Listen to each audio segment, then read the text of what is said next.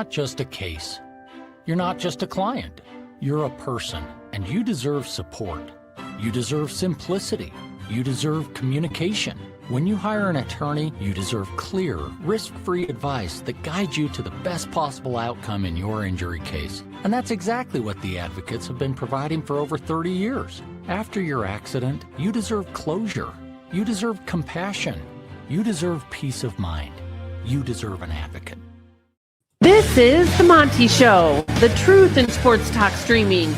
When you want unbiased opinions about your favorite team without the spin, all you have to do is find The Monty Show, streaming live and available 24 hours a day, 7 days a week on YouTube. And now, here's Monty. Hey, The Monty Show, live on Tuesday, March 31st, the end of Q1. It's already here, man. It's already April. Tomorrow, one of my least favorite days, April Fool's Day, but there is never a bad day to talk college football on The Monty Show. Yes, Notre Dame is going to win the whole thing. All right, we'll see you tomorrow right here. Do you know how miserable all your lives are going to be when Notre Dame wins a national championship and I get to open the show every day saying, home of the national champion Notre Dame Fighting Irish football team? You're in so much trouble with that. It won't, because I'm not allowed to have nice things. On The Monty Show, presented by The Advocates at theadvocates.com. The best injury attorneys in the business, 24/7, 365. And when I say the best injury attorneys, there's something that's very clear.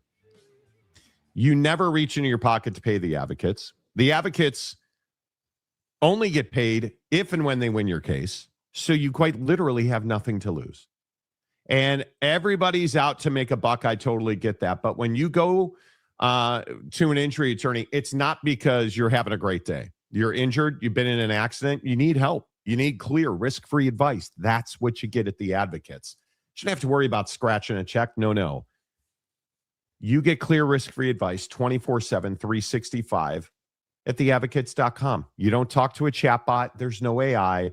You're talking to a real live injury attorney at theadvocates.com. Make sure you tell them you heard about it on The Monty Show. Oh, you put on a vest, I see. Jake, in the entire pre-show, did not have a vest on today. Well, it was just resting on the chair, and I felt like it's only Tuesday. Vest can't have a day off yet. Okay. Well, listen, I think that's really important. I think that's critically important. Let's get down to work on The Monty Show, because I think there is this conversation around who's doing what and who's got the advantage. And I don't think there's any question right now that the college sports world is the SEC and the Big Ten. And Big 12 fan has grown leery of our discussions about this over the last couple of months. Can we just keep it real on this show? When you look at the future of college athletics, I don't see any way that the Big 12 and the ACC play a prominent role in that future. I don't see that. When you look at policy making, especially in college football, where, it's essentially in writing that the SEC and the Big Ten control the future of college football. I just think if you are not in one of those two conferences, your path to winning a national championship, I think, is significantly steeper. You look at the Big Ten winning back-to-back national championships now. You look at the fact that the SEC, what LSU is doing is simply spectacular. And NIL, the portal, recruiting, spectacular. And we'll talk about Notre Dame in a minute. I think the harsh reality in college athletics is if you are not in the SEC and the Big Ten, you don't have a say in your future. You don't have a say. You don't control whether or not you can win a national championship. And Jake, I think that frustrates a lot of fans.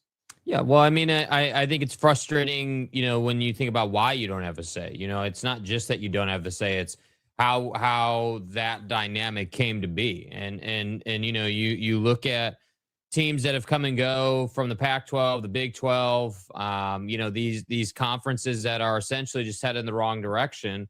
And I think that's the part that's tough to take. It's like, all right, well, we used to have Oklahoma and Texas. We used to have, some bigger brands and some heavy hitters, but But now those folks are gone, right? And obviously with Oklahoma and Texas, that they went to the SEC. But you just look at the way, you look at the way the college football landscape has changed, and it just hasn't changed for the better if you're the Big 12 and the ACC. And I think that that's partially your own doing. I mean, if you look at, just the Big 12 as an example, you're a conference that essentially gave up on Oklahoma and Texas and, let them out early for a fee, and then picked up the scraps of the Pac-12, which hasn't really worked out for you. I mean, yeah, the expansion was fine, but if you really look at like how the additions and subtractions have worked out, it's worked out a million times better for the SEC than it has for the Big 12. And that's where I struggle to think that the Big 12 or the ACC would ever have an actual say, that they're very much along for the ride. And I think that's why you get the narrative of, hey, there's, two conferences and everybody else, because that's kind of what it is. I mean, bless Brett Yormark's heart, but the guy doesn't have the kind of say in the room that I think he would need to be able to affect change at a level that actually helps the Big 12. Like, they can roll out cool floors and they can be creative in their marketing department as a conference, and they can do a lot of this stuff. But until you start winning and you start beating the SEC and the Big 10 on a regular basis, you just don't have the kind of power in the room that I think anyone's desiring. It's just not going to happen. Yeah, I think and you listen to Greg Sankey talk about this stuff. And I know every time we talk about the SEC, or we talk about Greg Sankey, or we play a bite of Greg Sankey talking about how amazing he is, you guys tend to crap yourselves with frustration and talk about how he's Satan and he's in our pocket and waves in opposition. Seriously, you clearly do not have to like Greg Sankey, but I think you have to respect him. I don't see it. How you look at what Greg Sankey's done for the SEC and the success that they have had monetarily, that clearly you're not winning the national championship of college basketball, even though Florida won last year. You are not winning the national championship in college football. The Big Ten's won that back-to-back years. But I don't think there's any doubt that when we talk about who truly controls the future of college football, I think it's Greg Sankey. We built something really special. I'd be fine if every other institution and every other conference stayed right where they are.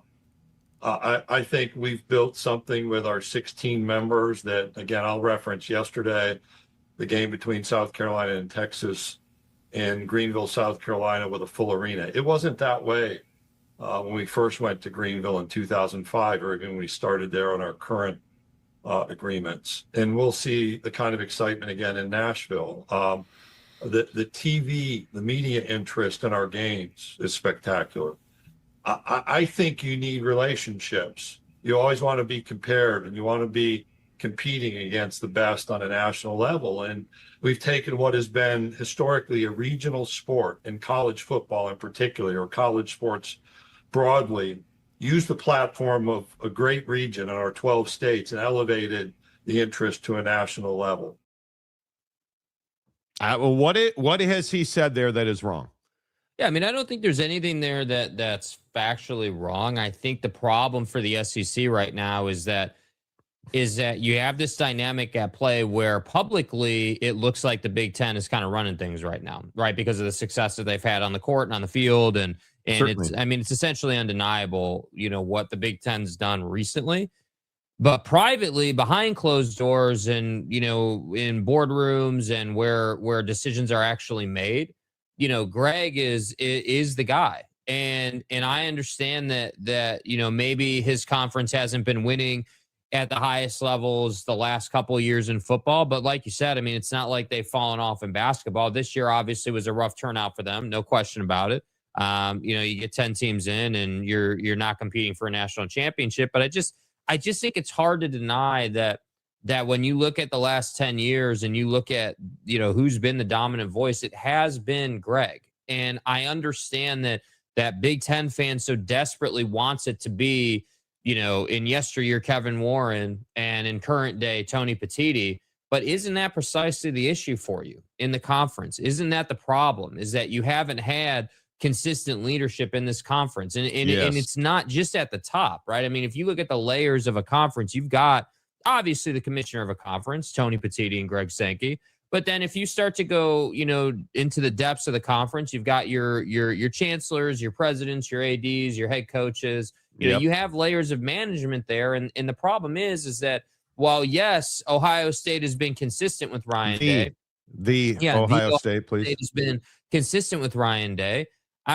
Michigan has obviously gone through a couple of coaches. You've got other brands in the conference who aren't necessarily competitive, and so they've gone through coaches. So it's just this thing where the Big Ten's always trifling, always going through new personalities and new leadership. And if tomorrow it came out that Tony Petitti was being replaced or something, I wouldn't really be that shocked. Like, it wouldn't be some just incredible shock to the system, because that's kind of who the Big Ten has been. But depending on who can you imagine if Tony Petitti was replaced with, I don't know, a real commissioner? And I think that's going to be tough to do, to herd all the cats in the Big Ten, because there's a lot of division in that conference. But if you found a power player in that conference, if you found somebody that had universal respect to sit at the top of that totem pole, I think the Big Ten would be the dominant conference in all of college athletics. My belief is that Tony Petitti holds Big Ten back. I think he is not a unifier. I think Tony Petitti is not somebody that has all of his ducks in a row. Like, you look at Brett Yormark, you could say a lot of things about what the Big 12 is not doing and their relevance. And okay, and I'm even down with you on that. The Big 12 has relevance issues. There's no question. What is not in question is that Brett Yormark is, I think, one of the most dominant leaders in all of college athletics. He has a plan. He has a focus. He knows what he's trying to accomplish. Now, you're stuck with scumbags like Baylor who don't want to win anything and just, keep muddling along. You're stuck with terrible leadership at places like Oklahoma State, which needs to be a bedrock, a foundational institution in this conference, and it is a laughing stock. But I think at the end of the day, Brett Yormark is a phenomenal leader, and he just does not have the horses that a guy like Greg Sankey has, because you and I both know that Alabama, that the Georgias of the world, that the Ole Misses of the world, that LSU, look at the money LSU is spending, right? Look at the money LSU is spending right now. You're telling me they're not trying to win every single rep of single sport that they're playing. You're out of your mind. You're out of your mind if you think LSU isn't out for everything. Yet, who in the Big 12 is out for everything? Oh, I know, Texas Tech and BYU.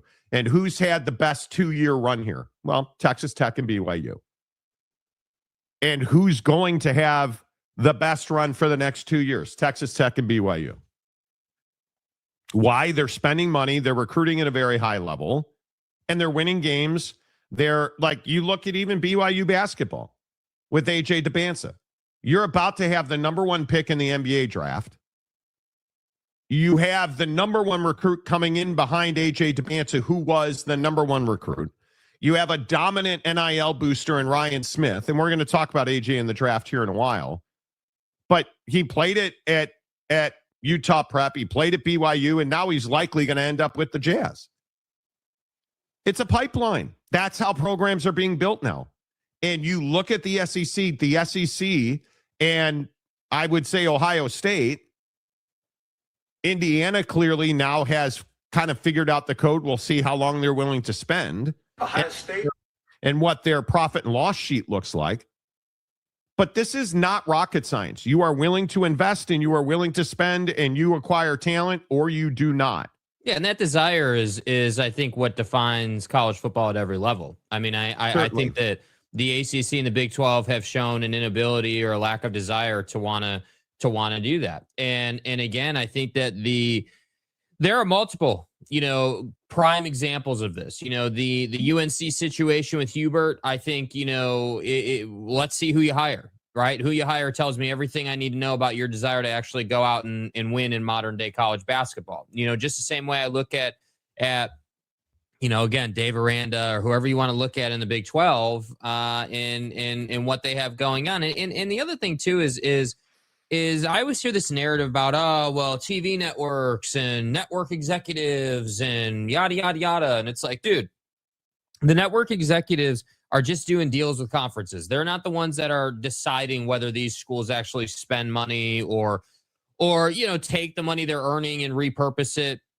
for a proper cause or any of that. The TV distribution excuse that everyone likes to use, to me, is just that. It's an excuse. Like, the reality is that the Big 12 is making a reasonable enough amount of money, and these schools just don't want to invest. And the problem is it's like that classic case in life where Brett's trying to get him to do something and they just won't do it. And the issue for the conference as a whole is now you've got too many that aren't doing it. You look at, again, you just like you were saying, BYU and Tech, but look at, like, those are like the kids who sit at the front of the class and do all their homework and are serious about it and, actually care about the relationship they have with their teacher. Then you've got like Oklahoma State and Baylor and K-State and Tech, TCU. I would even contend Iowa State in football. I'm not really sure what that's going to look like. Not sure which path they're going to take. So, like, you've got like 5 or 6 brands here who are just like massive, like, biggest Sharpie you can find question marks in the conference at this stage. And I would even throw Utah into that one, right? With the drama and what's going on there. I mean, we don't even know how that's going to play out. So I just don't know how anybody gets to a place where they're like, yeah, Greg's not the guy leading the way forward. Tony's kind of an excuse as a commissioner, and the ACC and the Big 12 don't win enough at all, really, outside of like 1 or 2 teams in their conference. Yeah, but nobody wants to live in reality. What fun is living in reality, right? Like, that's it's a lot of fun if you're the SEC. Well, certainly, but the dream that is Notre Dame winning a national championship. The reason we're talking about this today, by the way, is because the odds to win the college football playoff next year are out. And are any of us really surprised? Is anybody really surprised? Because I am not. This is exactly what you thought it would be. Go to the bottom. Bama, Texas A&M, Texas Tech, rather. I said TCU. My apologies. Careful. You just had a stroke when I said that. Texas Tech, the only Big 12 representative, right? Miami, ACC. LSU, Georgia, Oregon, Texas, Notre Dame, Indiana, and Ohio State. Now, these are all numbers to make you spend money, and I totally get that. But who really thinks outside of this group? Couple of teams that could contend, sure. The national champion, and you remember this is March 31st. The national champion will come off this list, in my opinion. And who's really going to argue that? Because you can't pull like the number 2 team in the Big 12, BYU. Are you telling me DJ Lagway is going to somehow get out of here? Right, Texas Tech, and Brendan, I don't pay my debts, Sorsby, he's going to be very good at Texas Tech. Pay that man his money. Well, they did. Brendan, I don't pay my debts. Sorsby, bro. Pay that man his money. Tell me I'm wrong. Chick. Has he paid Cincinnati yet that I'm unaware of? Dude, Cody Campbell sitting up there yesterday talking about $20 million deficits and won't pay Buddy's tab from Cincinnati. He's a West Texas dude. He's a West Texas old man. Dude, it's incredible. You know what I'm going to say. I watch Landman. I know how much money them oil boys got. And I agree with you. Listen, Cody Campbell's a really interesting figure in this conversation because he is Texas Tech, much like Ryan Smith is BYU. Average budget deficit in FBS among those 136 schools is $20 million per school per year. Wow. So completely unsustainable. In order to help pay for football, because football and men's basketball are the only ones that make any money, the money that those 2 sports make go to pay for the women's sports and the Olympic sports. And so what schools unfortunately are having to do is make the decision. They say, well, we have to protect our cash cow. We also have to protect the sport that gives us the exposure that we need to attract students, and it's our advertising. So we have to be as competitive as possible in football, so we have to give them all the resources they need. Well, in order to do that, we're going to have to free up budget space, and so they start making the decision to cut sports, and it's all the non-revenue sports. It's track, it's baseball, it's softball, it's swimming, it's gymnastics, it's soccer, things like that matter to a lot of people and provide opportunity to a lot of kids and are very important to the country. But if you're just running an athletic department purely like a business, you're going to cut them. That is the biggest challenge that we face, is solving that business problem. Yeah. And how do you do that? You form a new entity. And Cody Campbell's got a seat at the table with Donnie. And how important is Cody Campbell to Donnie when we have $4 gas prices this morning? All right, you guys saw that our gas prices on average nationally are over $4 now. A guy like Cody Campbell has immense leverage. Immense leverage. Now, does he use that gas conversation to fix college football? I hope not. I doubt it. But you get my point. Mm-hmm. And then here's this question. I almost hesitate to ask this question. I almost hesitate to bring this up. Come on, dude. Because you guys, listen, I don't like seeing you guys cry this early in the morning. Paul didn't go in the hoop. Right? I don't like the anger and the vitriol that is inevitable to flow when I bring up the fact that Notre Dame doesn't need to join a conference. See, and your butthole just puckered. And I understand the Titans. It's disgusting. Right? Like, I get it. But I think this is a real question. What role should Notre Dame play in the future of college football? And I think it's significant, because you start looking at the ranks of the recruiting classes. And again, who's really surprised by the fact that the national champion will come off this list? Oh. But who's developing football players better than Notre Dame right now? You can say it. Nobody. God's name, image, and likeness. From what I understand, Jesus has a 3D that nobody's ever seen it. I hope Bavacqua is not on that list. But the point is, nobody's developing football players the way Notre Dame is right now. Yeah, I mean, we're all complaining about Notre Dame and USC's rivalry being dead. It looks like the rivalry is alive and well, bro. I'm still waiting for Lincoln to actually win anything, but it looks like he can still recruit, so that's good to see. And he's a great example of this. You look at this list, right? Number 2, USC. Notre Dame, number 1. USC, number 2. Texas A&M, phenomenal year last year. Is there anybody who would argue that Texas A&M had a truly big year at number 3? No. Georgia, Miami, Ohio State, throat slammer, Texas Longhorns. Slammer. Yeah, your guy. Erroneous on both counts. You're a huge dude. You moved to Eugene, Oregon to be closer to Dan Lanning. In the new stadium IPF project, I mean, it really just gets me going every day, dude. Did you send James those pictures yet? No, because there's nothing to see. It's a dirt field, brother. What am I going to send you, dude? I love it. All right, you guys, let's get into it. Yeah, $4 gas, try $5.50. Yay! Yeah, I didn't want to be taxes. Negative, dude. I didn't want to be, accused like last week of being a curmudgeon and being in a bad mood. I didn't want to say that, dude. I didn't want to be that guy today, but it is, and this is how it works with everything, right? The national average is $4, but where I live, we're getting piped at the tune of like $4.80 or $5 right now. So, bro, who are you talking to? Oh, I'm aware. Who are you talking? I live in flipping Seattle. Yeah, I know. Are you kidding me? Yeah. I live in Seattle. And I only buy gas at Costco. Right? I mean, money. according to the New York Times 4 hours ago,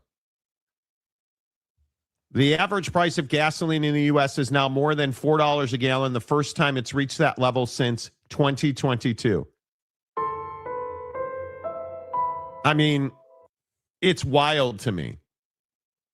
I just don't, whatever. It's fine. It's fine. We can just sit here and we can go back and forth. And again, what's amazing is I just don't know how in this day and age we fix it. Right? And again, I say when we're over $4 a gallon, this is our escape talking college football, right? U.S. Americans. I think it is. Matchup throwdown. Jake is just Stadium James West. No. I am not Stadium James West, and don't even blacklist me like that, bro. That is so good. Dude, no. Hell no. I would love $4 a gallon gas too. What is the average price of gas where you guys are at? I'm Jimmy, happy to where play do you this even game. live, dude? Where are you a Texas guy? Where do you live, dude? Gas price is oh my God. Kick me in the balls. Oh my God. The average, I can't even say this out loud. Bruh. The average price of gas in King County,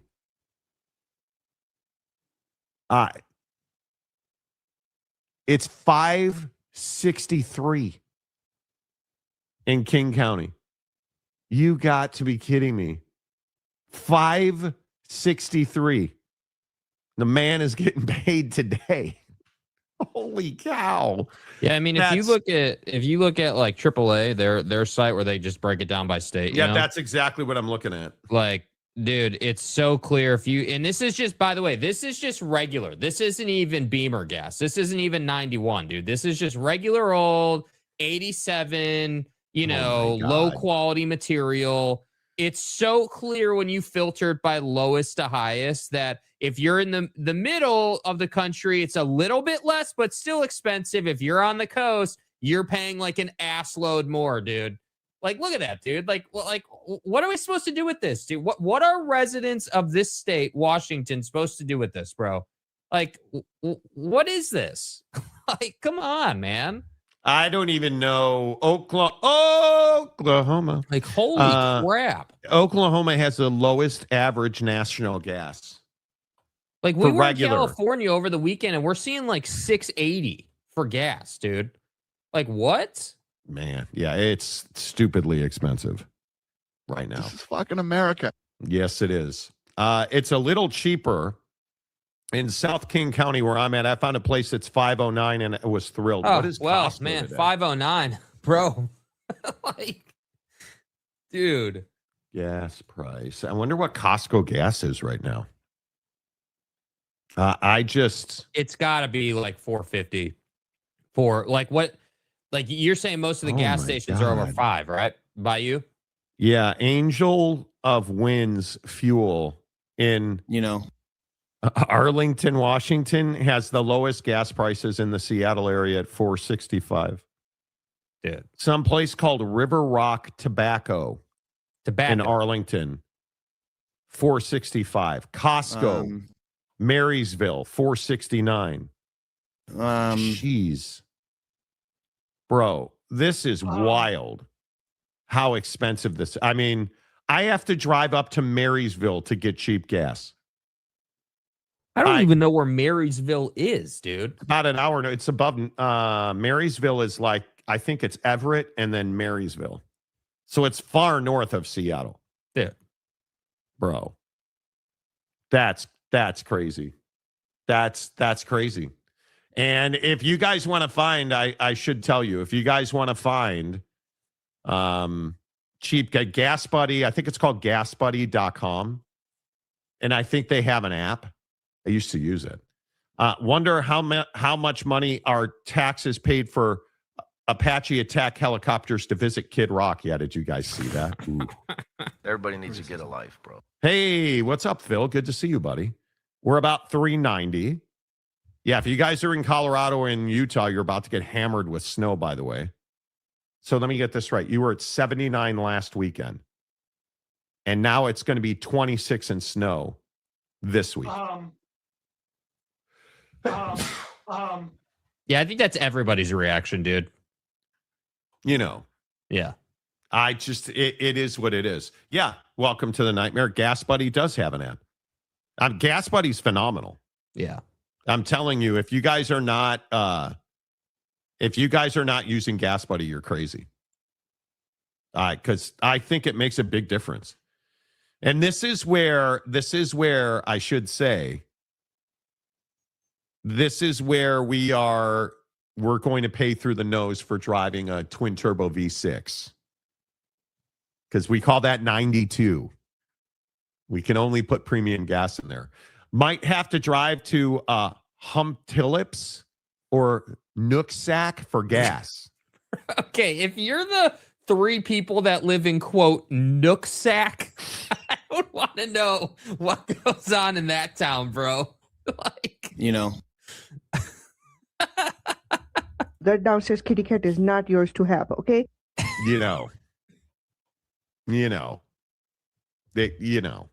is what it is. Yeah. Everything all at once. Things are not good. Yeah. That's why we talk sports, right? What do you guys think, again, and here's the question in the comments section. Who's winning the national championship of college football? It's got to be Notre Dame. I think it's Notre Dame or bust. I don't even know. Ohio State with Julian Sands going to be there. What about Michigan? Because Witt said something the other day that I thought was pretty interesting. He did an interview with On3. Listen to what he says about Bryce Underwood. He kind of reminds me of Cam Newton, which I didn't have a chance to coach or be around. But as far as, his charisma, his stature, big dude, 6'4 plus, 230 pounds, live arm, great athlete, flashes that smile a lot like Cam did.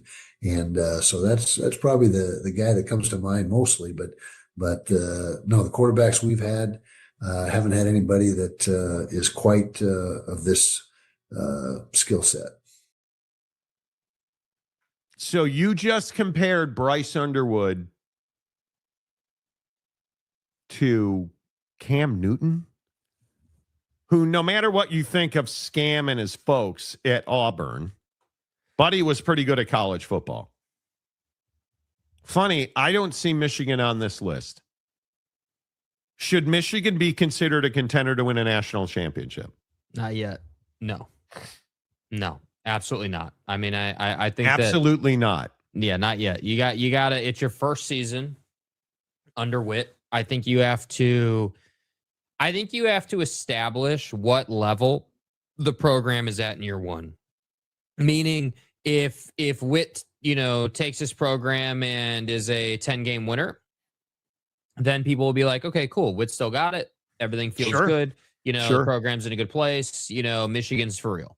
Okay, great. But I think that the reason they're not here in the offseason is because nobody knows what this program's actually going to be. And I have to say, hearing Witt say things like, bro is the second coming of Cam Newton.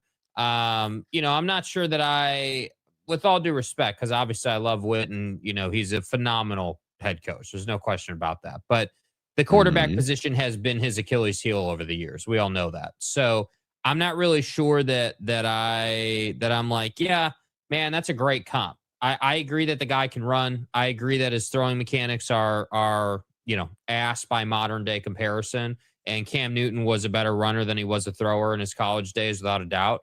But I just think that the offense is going to be the big question mark at Michigan. The defense, I think, is going to be witchcraft. I think that the Michigan defense will be that defense under Jay Hill, assuming that he doesn't get involved with more female reporters, will be one of the best defenses in the country, and will make, you know, V's life very difficult. Will be able to, you know, suffocate Oregon, if you will. Curious what they do against Indiana. Like, they're going to be right there defensively, but offensively, I think is where you have the biggest question marks, and Bryce is the spearhead of that conversation. Yeah. Yeah, I think it'll be interesting to see. I mean, this makes a lot of sense to me. This list right here makes a lot of sense to me. I'm a little bit surprised, frankly, that LSU isn't a little bit higher. I thought LSU would be like third or fourth on the list. You know, if you look at the top four. Well, I know it's a lot of hype, but this is my point. Like, look at this list, dude. So the only teams on here that are not a lot of hype, as you put it, in my opinion, are the top three. I think you can legitimately say Ohio State, Indiana, and Notre Dame are legitimate programs that on a piece of paper and based on what you're seeing out of them, you're like, yeah, those three are going to be a problem this year. No question about it. Texas, I think, has proving to do. What does Arch look like? Where's the program at? Every year we hear that Texas is amazing. What's Texas's defense look like with Muschamp?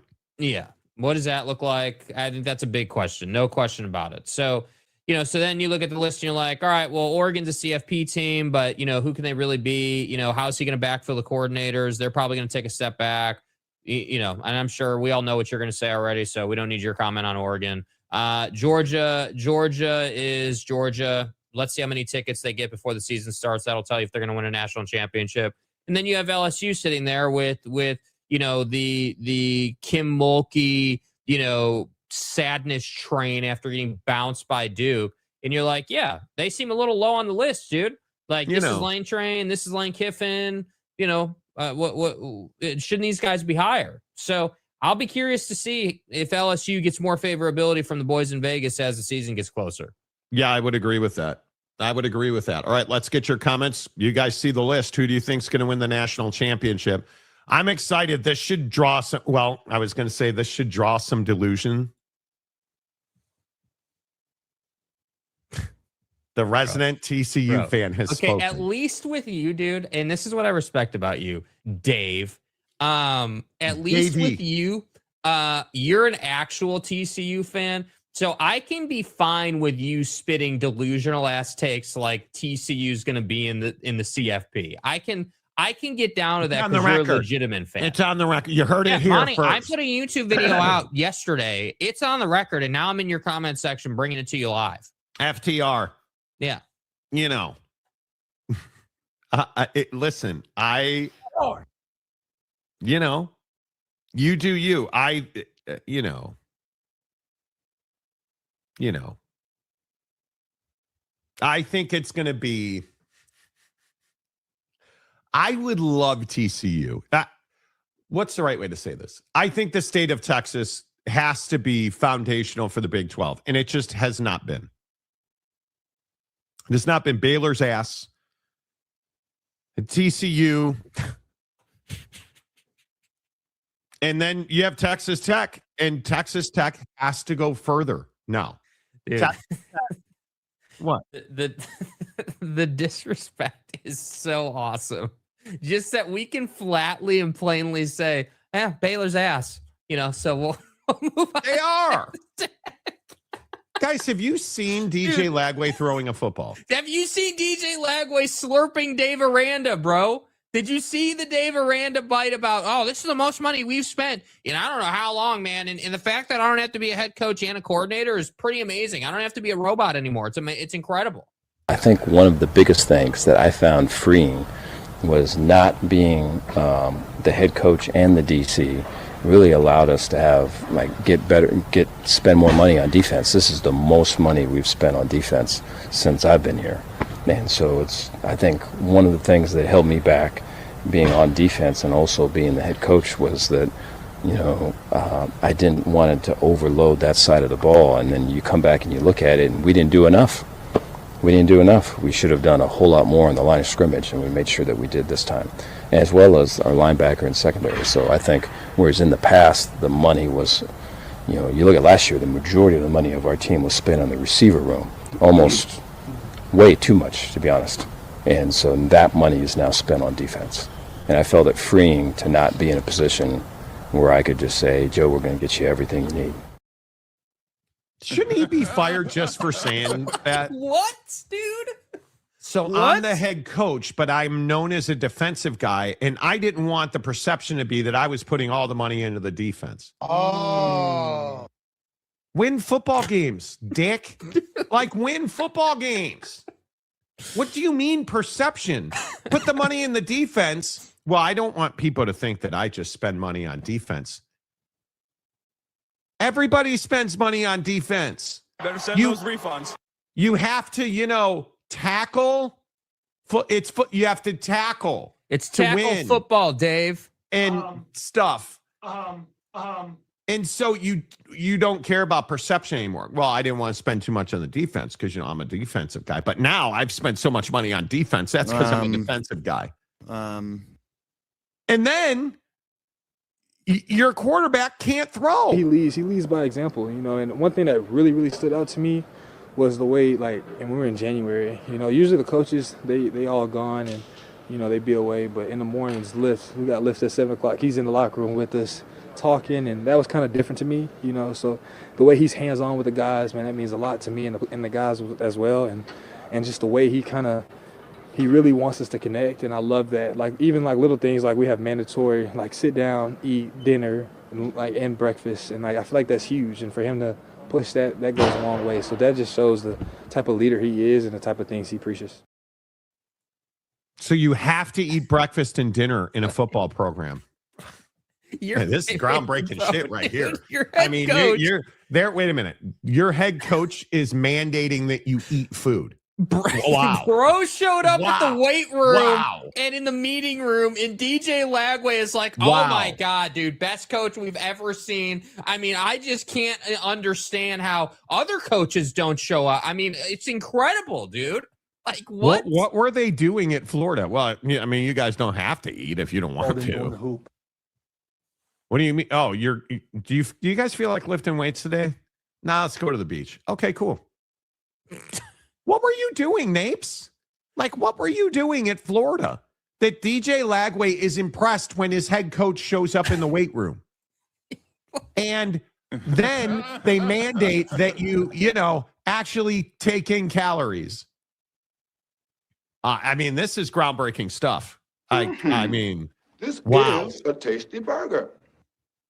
And am I the only one who thinks Dave Aranda, and I shouldn't say this name, but am I the only one who thinks Dave Aranda looks like Department of Warhead guy? I think one of the biggest things that I found freeing was not being the head coach and the DC really allowed us to have spend more money on defense. This is the most money we've spent on defense since I've been here. And so I think one of the things that held me back being on defense and also being the head coach was that I didn't want it to overload that side of the ball, and then you come back and you look at it and we didn't do enough. I didn't want people to think bad of me, so I did what I caved. So now I have to unfortunately be like, okay, let's turn the channel and compare the narrative at Baylor to what we're getting out of the old Siginator at Indiana. Oh, and then there's Dude. you love Bro, you. I'm Okay, not do you big- like or hate? Do you like or hate Kirk Cignetti? I'm not a huge Kurt Signetti guy. Okay, I'm not, but I have to say this level of red assery out of a head coach over something as minutia as the color of Bro's cleats is truly incredible. I didn't love those gold shoes he came out in today. He learned what getting your ass ripped is all about. I don't know if that happened in very often Michigan State. That was before practice started. That was a wake-up call. But no, he's really worked hard. Done a great job for us. Dude, your best receiver comes out of the room in gold cleats before practice to get warmed up, and he's That's dude, not even the bite. That's not even the bite. That is he talked about he found out what it was like to get his ass chewed. And Kirk should not eat. Has he murdered people? I didn't love those gold shoes he came out in today. He learned that getting your ass ripped is all about. He's murdered people. And I'll see you in Valhalla. He's murdered people. I didn't love those gold shoes he came out in today. He learned that getting your ass ripped is all about. I win. Google me. Look at his eyes. Look at his. He stares through you. I didn't love those gold shoes he came out in today. How do you blink, sir? Can we talk about the buzz cut he's rocking as well? Look at. I didn't love those gold shoes he came out in today. Like, bro went to the barber and was like, "Yeah, give me a little fade, but I just want you to buzz this thing off. I don't even need any hair up there, man. It's totally fine."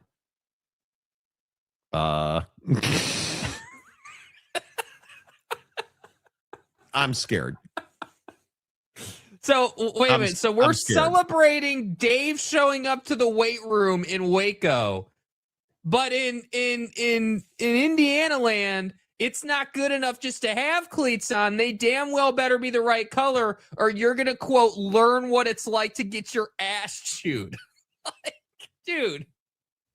I mean, yeah, Morgan Scally is. He's not in the serial killer union, dude. He's in the I look like Joker.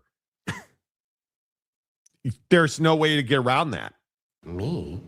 You know, I mean, yeah, it scares me. It does. He does look like Hegseth without hair. He does. Right? Dave Aranda. Yes. David, look at the eyebrows. Check out the eyebrows on the wolf. I think one of the biggest things that I found freeing was not being the head coach and the DC really allowed us to have spend more money on defense. This is the most money we've spent on defense since I've been here. And so I think one of the things that held me back being on defense and also being the head coach was that, I didn't want it to overload that side of the ball. And then you come back and you look at it and we didn't do enough. We should have done a whole lot more on the line of scrimmage, and we made sure that we did this time, as well as our linebacker and secondary. So I think, whereas in the past, the money was, you look at last year, the majority of the money of our team was spent on the receiver room, almost way too much, to be honest. And so that money is now spent on defense. And I felt it freeing to not be in a position where I could just say, Joe, we're going to get you everything you need. Like, dude, That's why when people are like, oh, dude, man, Baylor, they're on the way. They're back, Monty. Baylor's back, dude. Holy shit, they're Baylor. Man. No, they're not back. I mean, Dave's back, so they're not back. We keeping a boat, now we ass. It is just this conference. It hurts my groin. Indiana has to be an odds-on fave after what Cignetti did, putting that roster together and coaching it to success so quickly and effectively. Georgia is my next pick to win it all, though. Okay. I don't know how you pick against Notre Dame. Honestly, and I'm not even being biased. Yes, I am. I'm not even being... green shirt, dude. This is a black shirt. But the point is, you can't tell me that... Give Lagway the right glasses and he's Urkel. Very much could be. Very, very, very much could be. He leads by example, and one thing that really, really stood out to me was the way, and we were in January, usually the coaches, they all gone and, they be away, but in the mornings, we got lifts at 7 o'clock. He's in the locker room with us talking. Yeah, I'm impressive. The coach, showed up for work. What? Yes, 3-ball, James. My favorite team, Baylor, is back. It's hysterical. It's absolutely hysterical. Matt Muldoon. Rutgers non-con schedule is UMass, Boston College, and Howard. Yeah, big time games. Oh, man, wow. National TV. Don't know what we would do without those matchups. Coach Pyle going full metal Lagway. Yeah. Right? Yeah, Washington State will be the G6 representative. Okay. I would love that for Coug fans because it's been a tough run. Yeah. PNW football has not been good. This is, we all know what Washington's been through. The quarterback leaving, coming back, and everybody hates him, stuff, Damon, and things. I think Miami and Notre Dame will play twice next year, once in South Bend and once for the Natty. Yeah. Honestly, Rock, Darian Mensa, bro. do you like what you've seen so far? Because I don't love the offseason program so far. I really don't. I don't love. I thought you would be far more productive. Mensa is a huge get. Now you had lawsuits and, I don't love what I have seen out of the program this offseason. And I hope I'm wrong. I hope I am wrong. I'm never wrong, and I'm good looking, so that doesn't happen much. But if you look at the schedule, I mean, there's not a lot to hate about their schedule. Obviously, I guess the spring game is 2 weeks away on the 18th, but you're at Stanford, Florida A&M. They're the Rattlers. At Wake Forest, Central Michigan, the Chippewas. Oh, we all know Central Michigan. Nice, dude. Family. Clemson, at Clemson, Florida State, Pitt, at North Carolina, at the beloved Notre Dame, Duke, Virginia Tech, BC, and then you're going to win the ACC championship game. That's a really soft schedule for Miami.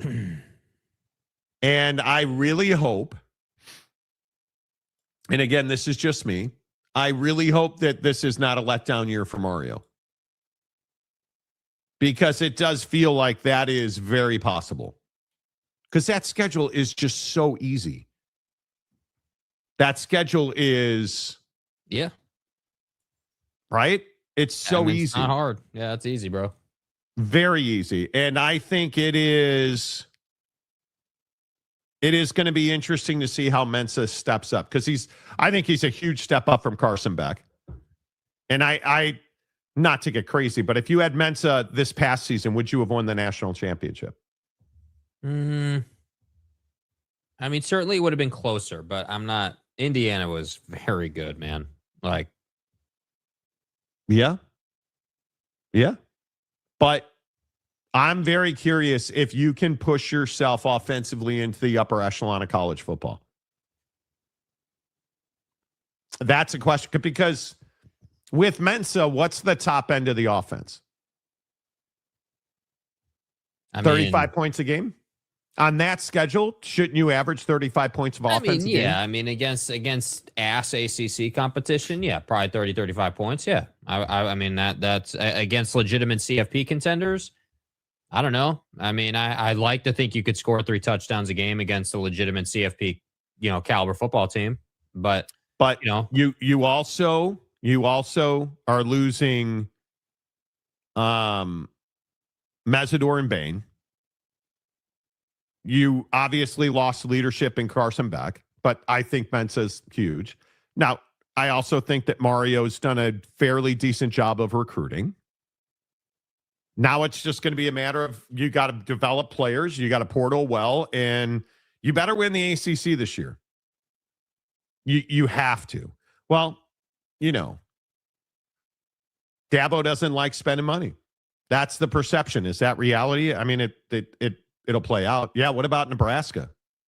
Tampering. Is Matt Rule at Nebraska a disappointment? Yes. Is it Matt Rule or is it Nebraska? Probably Nebraska, but again, we don't know. Does Matt Rule get fired if they don't go to the playoff? Yeah, I don't know about that. Probably that not. Would feel harsh. Yeah, I'm not. No, I don't think so. Dabo, too stubborn and old, and has not embraced what it takes to change a new NIL college football landscape. Tampering totally 101. Texas State is looking to move up to 6th best team in Texas. Oh, okay. I hear their coach shows up for off-season workouts as well. But does he make them eat? I don't know, dude. If Witt wins 9 games, is cheating in a playoff team? That's a very interesting question. Probably not. No. Nope. Probably not. not. The Big Ten. 9 ain't getting it done. But I know you did, Brandon, but if you look at this last year, 9 wins wasn't even close to enough. You had to be, you typically needed to be, 10 was like borderline, but 11 really did the job for you. And at 10 wins, strength of schedule was coming into play big time. Because 9 wins doesn't put you in the conference championship game. No. So they would just be an at-large, And this is kind of the advantage of being in the Big Ten. Again, Matt Rule at Nebraska. Right? I mean, this is a guy that has underachieved. Yeah, and he just got that extension. So, Well, yeah, because he was allegedly going to Penn State. Well, but my point is, when you ask if he's getting fired, probably not. Well, but that's my point. It's complacency. It's complacency. You're fine. You're good enough. But now you don't have Patty Mahomes light anymore. Chubb's moved on. So now I feel like there's more pressure. Right? But I don't know. I just think the Big Ten is still not deep. Michigan's clearly better. If Lincoln Riley doesn't win at USC this year, I don't know when he'll never win there. He has got so much depth at USC. If you're not going to win now, are you ever going to win? And the answer is no, probably not. Probably not. But, and it should go without saying, like, who am I to say? I mean, Marcus has had tons of talent. Now, he did go to the college football playoff, thankfully. But we'll see. I don't pretend to be Mr. Negative on USC, as you guys are well aware. I'm a big believer that if you have talent at USC, you should win. And he's got an ass load of talent. Lincoln does. So, Yeah, we'll see. He's got to prove it. He does have to prove it. Matt Rule just got an extension and a pay raise for doing Jack. He did, because Penn State was going to hire him. Penn State got a lot of dudes paid. Matt Rule not getting fired. He just got an extension. That said, he's done a pretty mediocre job. Penn State fans rejoiced he didn't come there. Yeah, maybe. Are you excited about Matt Campbell, though? Your 19th choice to be the head coach? I'm not. He's going to do a very good job there. Yeah. And it's going to be tough for him not to succeed because you have that new facility, that new stadium that Oak State James never told us about. Beaver, you're still in a Nowhereville, USA college town. Come on, dude. So, didn't Nebraska just give Matt Rule a contract extension? Yes. David Persons, the resident TCU fan. Who besides TCU are Big 12 college football playoff teams? Texas Tech, that's it. And TCU's not going to the CFP. Nice try, though. So do you really believe that TCU is on par with a BYU? Do you really buy into that? Because I still maintain, as much as Jake hates Bear Bachmeier, I think the guy's going to be a Heisman contender this year. The transformation, did you guys, and I know we showed the picture 100 times, his body, his mechanics, I'd smash. Dude, you need to chill out with Bear Bachmeier, dude. Bro. Dude. I'm a big believer in what I've seen on tape of him at spring ball. It's just, he's not the same guy. Bro, saying he's going to be a Heisman contender. Okay, I think he will. Let's let Buddy do it in a game first, and then we can start talking about Heisman trophies. He did it in a game, in the games last year. No, he didn't. What do you mean? No, he didn't. He is the reason they were not competitive against Tech's defense, dude. He was not able. I don't disagree with that, but how many Tech defenses are in the conference? Yeah, I guess, dude. I think that you're taking a pretty big leap. I think he's going to improve. His mechanics are better. Clearly, he's got another year of body development under him. But I think when you start talking about Heisman contenders, you're talking about him competing with the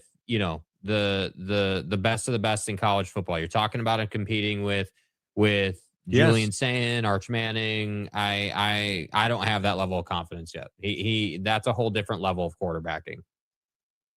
Yeah, I think when I look at the fact that he was what?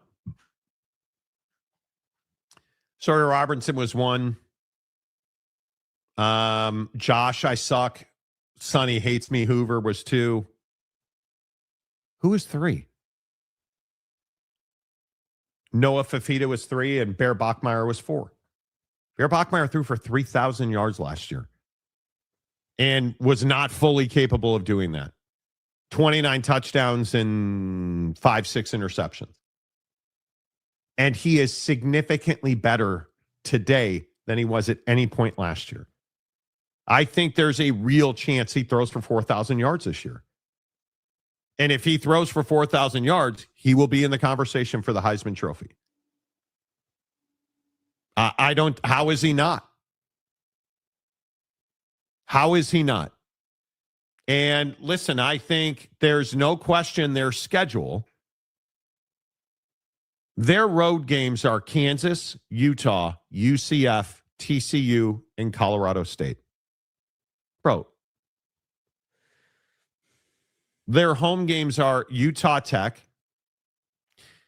Arizona, Iowa State, Notre Dame, Arizona State, Baylor, and Cincinnati. They're going to lose one game, and it's to Notre Dame. So you're telling me, and I also think that C.J. Carr will win the Heisman Trophy. C.J. Carr, what did C.J. Carr throw for 2,700 yards last year? 24 touchdowns. C.J. Carr is the odds-on favorite to win the Heisman Trophy. And Bear Bachmeier had better numbers last year.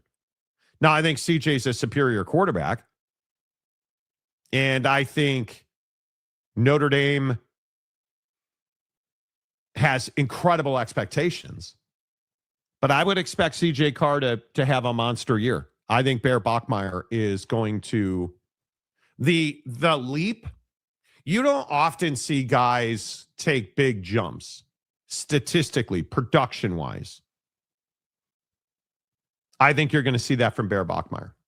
I think C.J. Carr has a chance to throw, because I think Notre Dame will put up 40 points a game. I mean, the wide receiver room at Notre Dame, I don't ever remember Notre Dame having this many wide receivers that are ones on pretty much every team they want to play for. We have got wide receivers. We have got tight ends for days. And our offensive line is sweating their balls on your face. Notre Dame is going to hurt people. And I think CJ is going to have a massive year. All things being equal, he stays healthy, you know. Yeah, maybe so, dude. Maybe so. It'll all be decided on the field, dude. It's the great equalizer. You know, there's a lot of, oh, it's Lincoln's year. There's a lot of Texas is back. There's a lot of, a lot of the classic college football hype. And none of them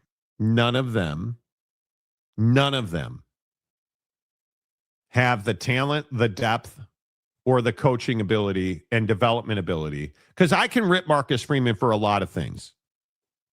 Not being able to put 11 guys on the field consistently against Ohio State, could have happened to anybody, including Dave Aranda. We're not coaching Little League, buddy.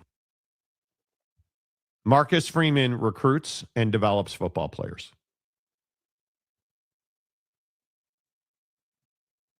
He does. Jeremiah Love's the best player in the NFL draft. Jadarian Price, you don't even know who that is. Unbelievable running back. CJ Carr with these wide receivers and this offensive line, they will not lose a game until they lose one that they should win. They better not, bro. Notice I put they will not lose a game, comma, until they lose the one they're supposed to win. Come on, dude. They are fantastic. They're very talented, I'm telling you. And they're on a mission. Notre Dame always figures out a way to disappoint. Do they, though? You mean when they went to the national championship 2 years ago? Without a quarterback? Was that disappointment? Actually, no, I don't think it was. I don't think it was. Last year was a disappointment. With Andy Kotelnicki back at Penn State, Kansas should be better. 6-6 would be better. Oak State's going to be way better, Monty. What's better for Baylor now that Bro's showing up at practice and they're spending money? You know, we'll see. Big Daddy Magic just shows up and talks shit with no basis, as usual. Your sad devotion to the Leprechaun University next level, but they're getting their ass. And again, this is the same guy who tells me he hates BYU. Yeah, you're not a BYU fan, dude. You're the ultimate bandwagoner with BYU. Big Daddy Magic has gone from a guy who brought positivity and energy and fun to just negative on everything. Got his sweatshirt now. We can just be negative. But isn't that how life works? Oh, I got what I wanted. So now it's just, all right, cool, man. We're doing what we do. A huge jump in passing yards could also mean their running game has went downhill and the defense is lacking. BYU's running game is not going downhill. LJ Martin's the best running back in the Big 12. Got to stay healthy. And he did last year. He had a great year last year. So, K-State doesn't play Tech or BYU, so this should be their chance at getting to the Big 12 championship game. Yeah. I think you have a lot of there. You're a long way from that. Right. But there isn't one. Right. Like, I mean, the question was who besides Tech and who besides TCU are Big 12 college football playoff contenders? On paper right now on March 31st, there's not any. It is Texas Tech and BYU. And then nobody else. Because I have to think if you look at the way that this league is shook out, and if you look at the numbers, I mean, why would I think that this league is better this year than it was last year? I mean, that's the hard part that I think, bro, if we look at Texas Tech and BYU are wildly talented. Should I believe that Cincinnati is going to be better? I think that's asking a lot. And I think Arizona is going to be better. I think Arizona State's going to be better. Reed Harris from Boston College makes them better. Mm-hmm. There's no question. DJ Lagway is a great example of this. DJ's played a lot of big football games. I mean, he played at Florida in the SEC, and he has not often performed. And the thing that worries me in all seriousness, what does Dave Aranda keep saying about DJ Lagway? Oh, elite thrower of the football. Guy's amazing. Nope, he's not saying that. What's he saying? Oh, he's a great teammate. He's not talking about him throwing the football. Command of the offense. Leadership. He's a great teammate. When your coach is calling you a great teammate and he doesn't talk about your... But then you have BYU with Cade Ulave from Cal. That kid's a stud. Right? That's a real on-field performer in a defense that's already elite, and you added another elite performer there. Is there anybody that you would believe has gotten better defensively in this league besides BYU? I mean, You want to talk about a guy that cracks helmets. BYU is going to be better. I have no idea what to expect out of Cincinnati because I just don't believe that they're going to be better. I don't believe Colorado's a contender. I don't believe like Houston. Should we believe that Houston is ready to go to the Big 12 championship game? No. Nope. You know it's not Iowa State. I mean, Dylan Edwards is a nice pickup for Kansas, but I mean, he couldn't cut it at Colorado or K-State. Right? Like, that's the thing. Yeah. Now, as far as K-State goes, I think their defense is going to be better. I think Wendell Gregory from Oak State, huge pickup. Huge pickup. And I think Colin Klein is exactly the breath of fresh air that they needed in Manhattan. I think it's hugely important. Hugely important. And obviously with Oak State, you just need to win a game and people will rejoice and throw parades. But there's no doubt that Drew Mestamaker is a capable quarterback. And I think Eric Morris is a really good addition for the conference. Now, having said that, there's one team in this league who went to Harvard to get their quarterback. I said Harvard. Harvard. Jaden Craig at TCU. Okay, good luck with that. Meanwhile, Texas Tech got Brendan Sorsby. Who the f*** is that guy? Who doesn't pay his debts. You know. Meanwhile, Alonzo Barrett III. Yeah, Alonzo Barrett III. Alonza. Isn't it Alonza? Go look it up. I think it is Alonza. Okay. Goes to UCF. Right? Like, I don't know, man. What about West Virginia? When does West Virginia become a contender? It's an interesting question. I mean, what's a contender in the Big 12? 7-win team? Yeah. The bad breath Notre Dame's defense is going to be lit up by BYU. I can't wait to be at this game. I don't ever want to hear you say you're not a BYU fan. Yeah, I got to tell you, bro, like, I'm not trying to make it personal with you, but this whole fake BYU fan thing is a little tired, bro. Like, you're not a BYU fan. You haven't been. You never will be. You've gone out of your way to tell us you hate BYU and you hate the Mormons. Like, let's stop faking, dude. Your boy is going to the NBA. Like, get off the BYU bandwagon, dude. You're not a BYU fan. Like, you're just not. Prov Dave and Prov Big Daddy Magic. I think you mean Provo Dave and Provo Big Daddy Magic. Provo Magic, that's his new name. He's no longer Big Daddy Magic. Provo Magic. There you go. Oak State will be so much better. They might win a conference game. So see, exactly. West Virginia will be better, but not enough to contend. I agree. It's going to be Tech and BYU.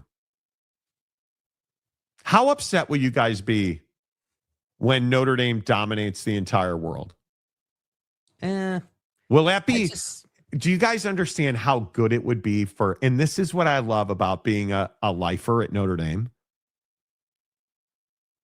It's inarguable that when Notre Dame is better, college football is bigger. It just means more because, Jesus Christ. It just means more. I mean, do you understand that they delayed the Last Supper to make sure that they could watch the Notre Dame game? In God's name, image, and likeness. You know, I'm telling you. College football is better. Shut up, Jake. Shut up, Jake. College football is better. College football is better when Notre Dame is elite. When Manti Te'o's girlfriend is dead, college football is better. I'm going to get medieval on your ass. Right? When Brian Kelly's got guys up in lightning storms on a scissor lift, college football is better. Family. Right? When Marcus has 10 guys on the field at the goal line trying to win a game against Ohio State, college football is better. It's better. Notre Dame, I don't want to hear any excuses. Undefeated, national champions, or you can see your ass to the door. Best 10-game stretch anybody's ever seen that nobody saw because you were not a contender. Just telling you. I'm ready. It's very clear. I am ready. Yeah. BDM is a BYU fan, just like James is a TCU fan. That's exactly right. It annoys me when guys do that. Like when you just want to talk shit for no reason. Like BDM knows nothing about college football. Nothing. But he knows I'm a Notre Dame fan, so all he does is come in here and like, get out of here. Yeah. All right, real quick, I want to talk about this. This pisses me off. I'm going to be honest with you. It is no secret. I think Stephen A. Smith is a gigantic pile of fraudery. Done. Like, I think the guy is brutal, terrible. I do not think he's a significant voice in American sports. I think Stephen A. Smith is a clown. To go on, granted, nobody probably saw it because of where this was aired. To say this about Tiger Woods is pretty ridiculous. But all I know is this. You had this problem in 2017 when they found you asleep in your car on the side of the road. You had this problem in 2021 when you crashed into a tree and tumbled over and almost got yourself killed. You had this issue again last Friday. All 3 times you're inebriated and you're behind the wheel of a car. Now, I think it's safe to say, Tiger Woods, you can afford car service. I think it's safe to assume the man can afford car service. Okay? What the hell are you doing getting behind the wheel of a car? Most of us would be in jail. Remember the second incident in 2021, they didn't charge him. They didn't make him take an alcohol, breathalyzer test. They didn't test his blood, any of that stuff. He was hospitalized. They left him alone. So he's got, in a lot of people's eyes in America, he's gotten away with a lot. And they're sick and tired of it. Okay, so let's get some things right. Because that was pretty much not right. That was pretty much completely anything but right. The 2021 crash was speed related. I believe they said he was going 87 in a 45, and having driven the exact road where Tiger Woods crashed, I used to live very close to there. It is one of the most dangerous roads in the country. He completely mangled his leg. There were no accusations of a DUI. None whatsoever. None whatsoever. And this idea that he was drunk and DUI, painkiller, 2021 there were no accusations of that. Right. So saying that he had this situation is completely false. And I understand people hate Tiger Woods. I understand it. I get it. And Stephen A. Smith clearly hates Tiger Woods. Okay, cool. You do you, bud. Notice where he said this. Did he say this on ESPN? No. Nope. No, he didn't. Why didn't he say this on ESPN? Oh, because you actually have to have, facts to say this on Yeah, that's right. When has Tiger Woods been arrested? Well, he hasn't been arrested for DUI in 2021. That's funny. I'm looking at publicly available. Google's an amazing tool, folks. You can go look at his arrest record, right? He is charged with DUI and property damage in this latest incident. But why are we assuming? Right? What happened to the calls for, let it play out, Monty? What happened to those calls? But we're not going to do that. 2017, he was found asleep behind the wheel of his car. That's absolutely true. I think he pled guilty to reckless driving diversion program. 2017. So let me get this right. We're saying that this guy is a habitual DUI guy because in 2017 and 2020, so 10 years apart. Now, I don't believe that. I think if you're found guilty of DUI once, you should never be able to drive again. Agreed. I don't think any of us disagree that Tiger Woods is not a good driver of cars. I think it's hard to argue that. Right? Okay, I'm down with that. But when you go out and you slander a bro and you're like, oh, well, multiple times, 2021, there was never an accusation of DUI in 2021. There was not. So, yeah, it is Stephen A. Smith, to me, is just a disgusting guy.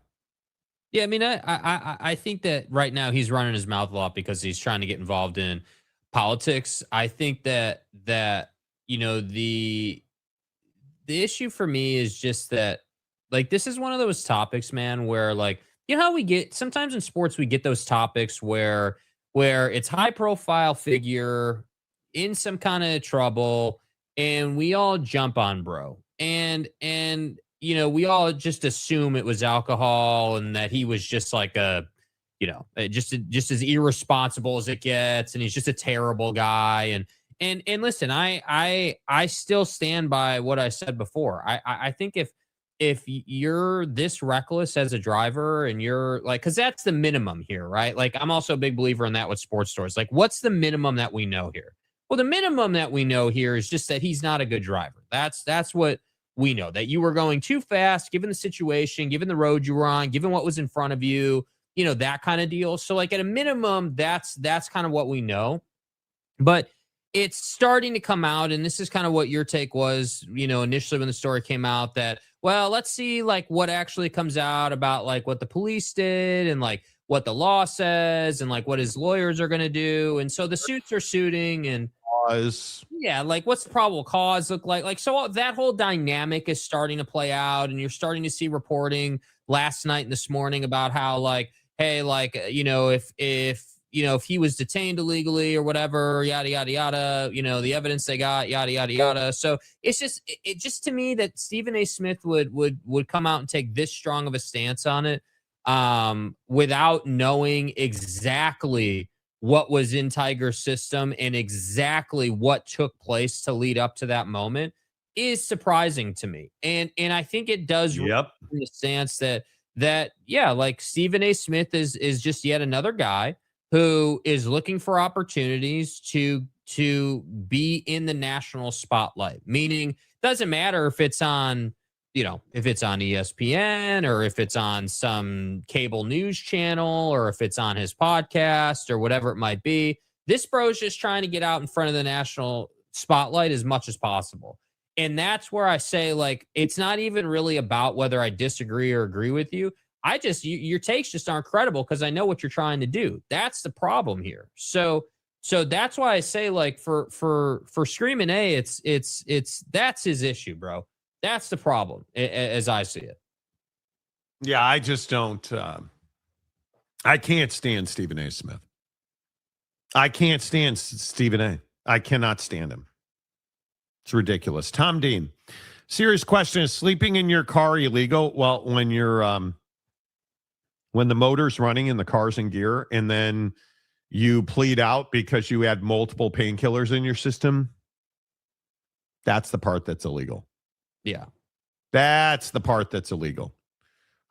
Stephen A. has turned into Candace Owens and Jason Whitlock on his own podcast to placate the MAGA base. Well, I think he wants to run for president, frankly. Yeah, I think that Mike, I'm not even saying you're wrong about that, but for me, like, I really do work hard to avoid that sort of sector of talking head. Like, I feel like it's just so, like, bitter, so much vitriol, so much, like, just negativity about what they do that I don't even, like, I haven't consumed Whitlock talk and I don't know how long, bro. I mean, it must Why be a would decade you? at least. Yeah, like, and bro has bounced around and been on different networks and things like that. But like, I just, for me, it's just not my thing. And folks like Candace Owens and these other names, like, it's just not my cup of tea, if you will. And so when you had sent this to me, I was like, yeah, I mean, look who the guy's on with, right? Like, look who hosts the show. Like, the fallout of that dude is incredible. And it's just like all these guys all run in the same circle. And it's why you're seeing this more too. Like, I don't know if you guys noticed that, like, Michelle Tafoya got involved in politics, and like now you've got Screaming A, and so you've got all these personalities that are trying to do this now that Donnie has shown it's possible. And I just think that we have to understand that just because you know how to talk about sports doesn't mean that like what's best for the country or like what would be a good policy. And that's what's challenging, is that I'm not the guy who's like, yeah, wow, you built a credible career in sports talk. That means you instantly know how to do politics. Like that's not how life works, dude. That's never been how life works. So do you believe that Tiger Woods is getting special treatment after this latest car accident? Yeah, if you want to call special treatment getting taken to jail overnight over something that probably shouldn't have been that way, as it based on what we're seeing being reported and based on the defense that his team is rolling out, yeah, I don't think he's getting special treatment. No, I don't. I think, in fact, it's the exact opposite. I think that because it's him and because he has a history with car accidents of sorts, they were like, yeah, dude, we're going full breathalyzer. We're going to take you in. We're going to book you. We're going to take you through the entire rigmarole, if you will. We're going to sell a bunch of Sunday red polo shirts for you. Yeah. So, we're going to sell driver head covers. We're going to sell keychains and shirts and all kinds of stuff. Like it's just, I don't think that he's getting special treatment. I think that, in no way, shape, or form. And I'll double down on that by saying I think he's got a lot of cojones still playing the Masters, dude. And I don't know how many of you have paid attention to that. Well, he said that he's still practicing, that he was not injured in this accident at all, apparently. So it doesn't seem like it was an incredibly violent situation, if you will. Like, it just seems like, yeah, the car tipped over because of how he drove it, and then he crawled out of the passenger side, and he's, no worse for the wear, really. So he's still listed as in the field. So I think he's got a lot of, if he plays, I think he's got a lot of cojones doing that. Yeah, I don't know. I don't know if he will or will not play in the Masters. My guess is he will not. But I don't think he's getting special treatment. That's just my opinion. I just don't. What special treatment is he getting? Yeah, I don't know. I think the whole special treatment angle is a fabricated angle because he's Tiger Woods. I think talking head guy who's just trying to make a big deal out of this is like, oh, well, he's getting special treatment and he should have been in jail like 10 years ago. And yeah. It's like, actually, no, that's not the case. Yeah, the guy can golf, but that doesn't mean that he's somehow, got any type of special treatment from law enforcement. And by the way, I'd also point out, if you're going to sit here and say that Tiger, is getting special treatment, what's your take on the Scotty situation at the Players, 2 years ago or whatever? Like, are you going to sit here and tell me that he got special treatment? I've seen people running that out. Do you think so? You don't believe? You think Scotty got special treatment? No. I'm saying that he didn't get special treatment. Bro got taken to a jail cell or whatever, holding over what amounts to him trying to drive into the tournament.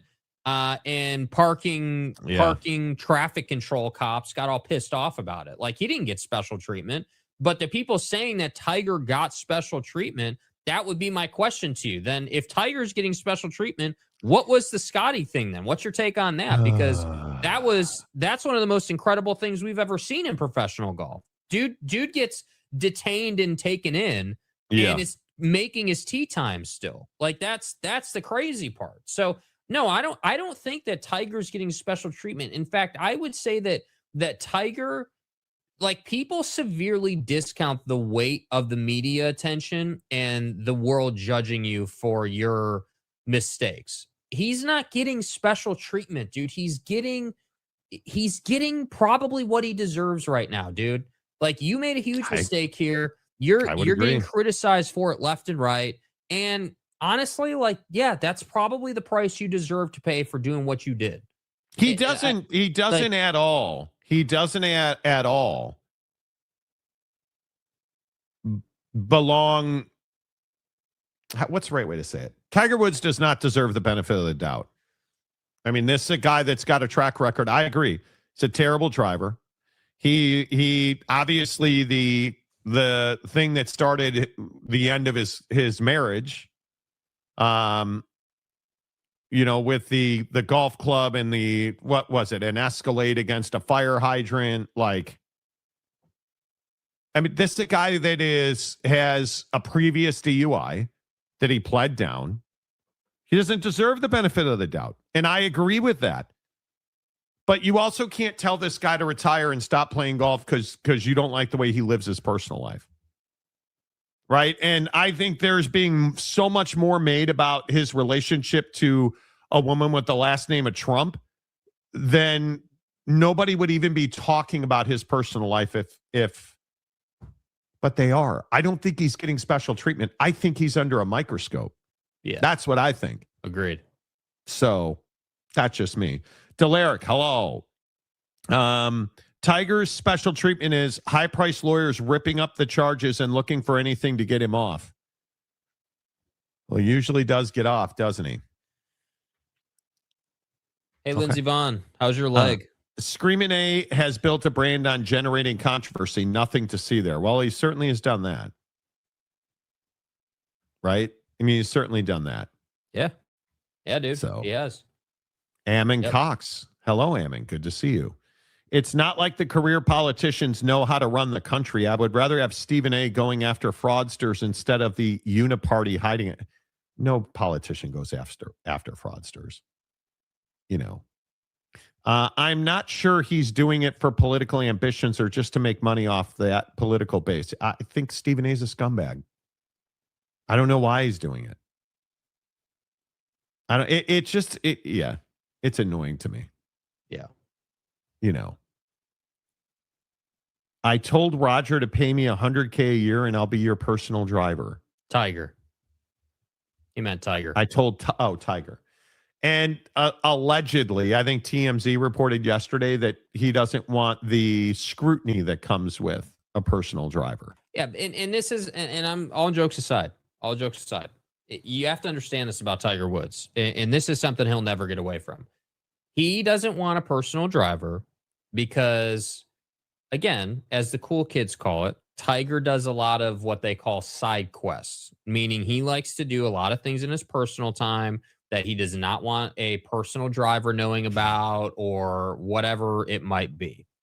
So the take of, well, he's a billionaire. Why doesn't he have a driver? I agree. He should have a driver, but he doesn't because he does a lot of things in his personal time that are private that he doesn't want anyone else knowing about. So that's the nature of the beast, isn't it, Tiger? Yeah, I guess I just don't. Always comes back to sex with Tiger, doesn't it? But that's his own doing, bro. That's his own doing. Like, you did this to yourself, bro. That he did. Like, what's the driver supposed to do? So let me get this right. Bro's got a personal driver or whatever, and Tiger wants to run it back with Perkins' girl. What's that look like? Walk me through the logistics. What, is he going to get dropped off by Buddy?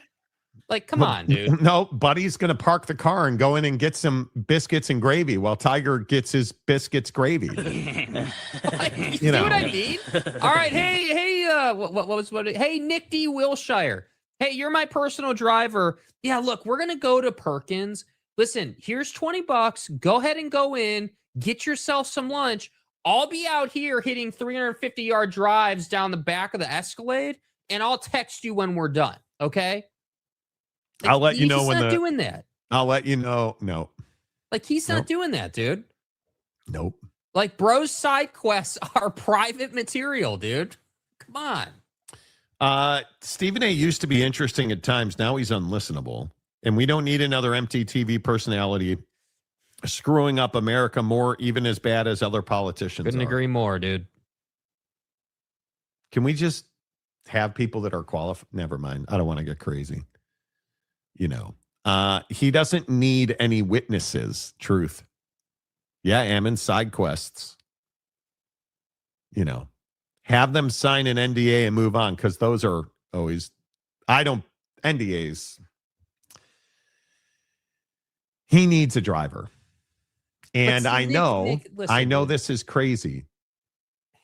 Yeah. Maybe don't try to smash every chick that you come across. I don't know. Is Tiger a detestable human being? Macaque. All I know is if you're out side questing to the point where you don't want a personal driver. Paul didn't go in the hoop.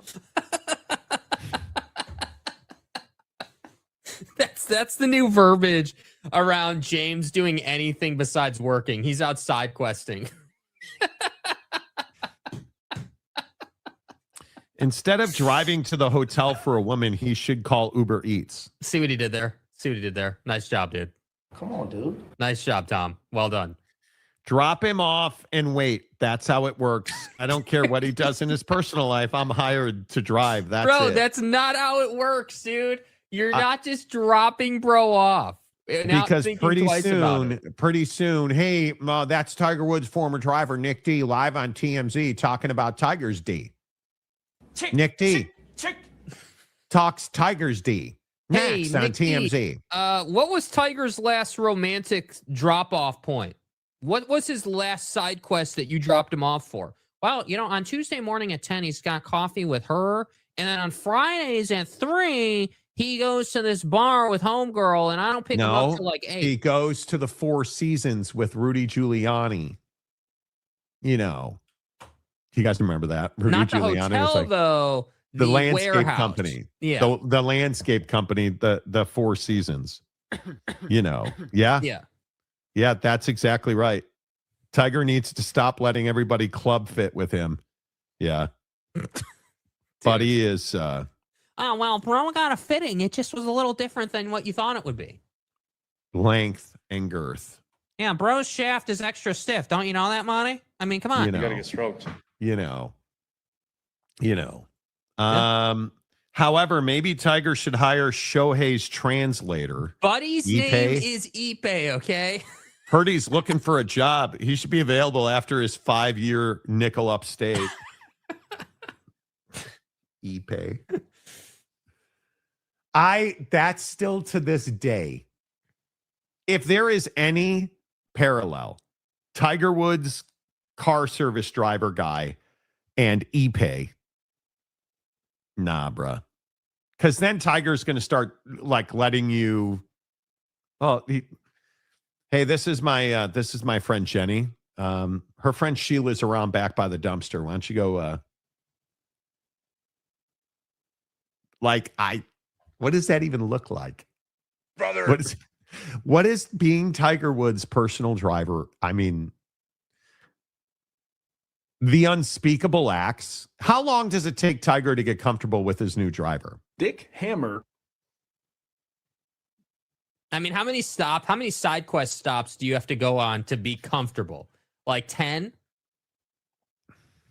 You can't. You can't. I love this show. First thing I hear after waking up 2 minutes ago was length and girth. That's exactly right. Length and girth. Yeah, bro. Four Seasons. Exactly. 4 FOR 4. See, Nick D says if Pete Rose had a translator, he would have been in the Hall of Fame while he was alive. Truth. Tiger needs to learn from Major League and put a hat on that bat, bro. Just so you can go to Pound Town.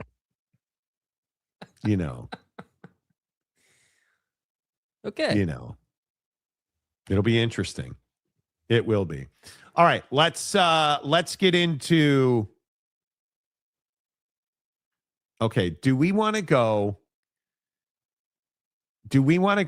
Let's mix in. Let's do the Jimmy John story before we get into NBA draft. Is this even a question, Jersey Mike's or Jimmy John's?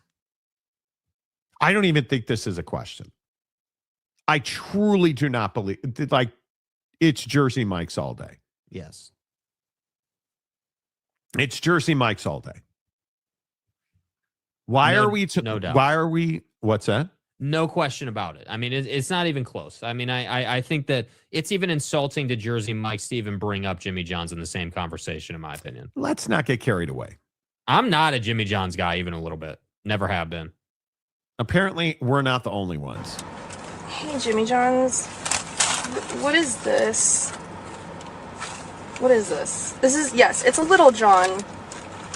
But what is it? What is this?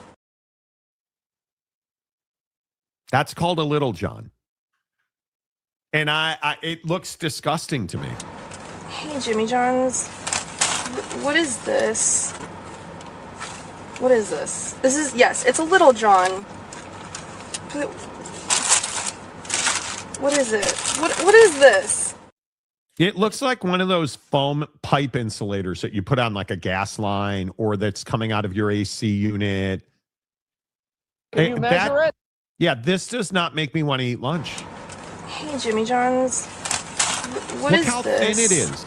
It's got a lack of meat, What bro. is this? This is, yes, it's a Little John. But She has such long fingers. what is it? What is this? 432,000 likes later on this video. And you're telling me that people are team Jimmy John's. My ass, dude. You're not. Jimmy John's has nothing on Jersey Mike's, dude. Absolutely nothing.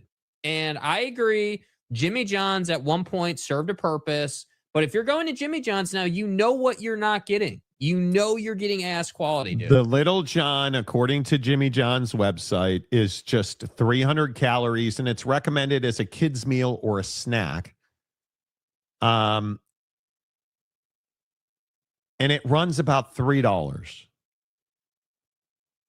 Why would you order this? Why would you? I don't know. The thing I don't understand is it's very clear on the menu, right? It's a different size. It's lower calories. Why do you knew that when you ordered it and then you complain about it? Do you side with the woman or do you side with Jimmy John's? Because I'm full team Jimmy John's on this one. Okay, here's my only problem with this Sando. I agree that's a fair defense. But the problem is that it just looks terrible. Like the bread itself looks like cardboard. Right? Yes, it like does. the lack of ingredients in it doesn't help its case. I understand that you're going for a Little John, light on the calories. I get that. But that doesn't mean the presentation just goes right down the crapper, dude. Like this is, you just grabbed the tiniest piece of bread you could, slapped a couple of pieces of deli meat on it with a tiny ass handful of lettuce, and that was it. Like that's it. There was no thought to, okay, yeah, this is a Little John, but how can I make this look good and give the customer a good experience? That's my problem here. Hey, Jimmy John's. What is this? What is this? This is, yes, it's a Little John. But what is it? What is this? Like how much? Exactly what you is ordered. a Little John? How much are they charging people for this? $3. It's about $3.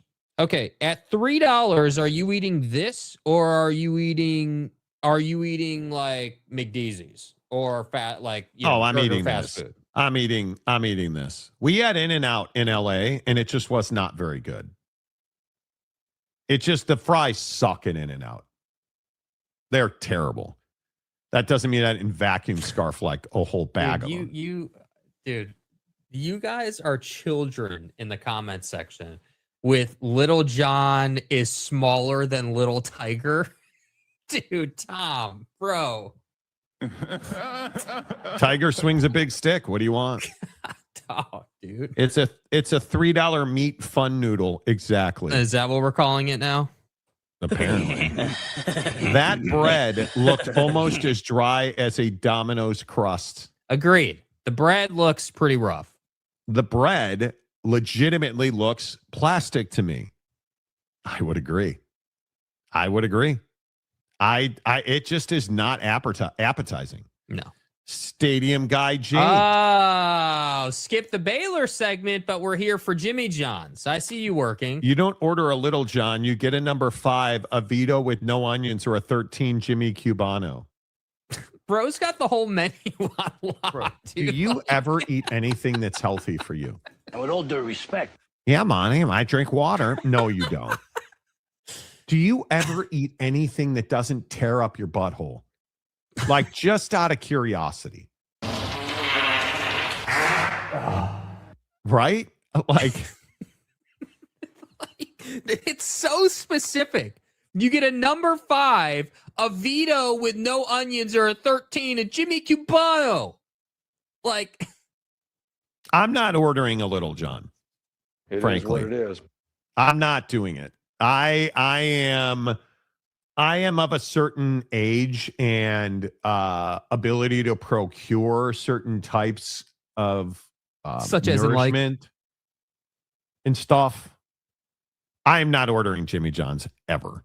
No. I live in downtown Seattle. I have a condo tower, and right down the street, there's a great sandwich shop owned by this cute little Seattle couple who's been there for probably 30 years, I think he said. It's actually a great spot, too. It's because it's not just a sandwich shop. They've got all kinds of stuff in there, and they actually do great sandwiches.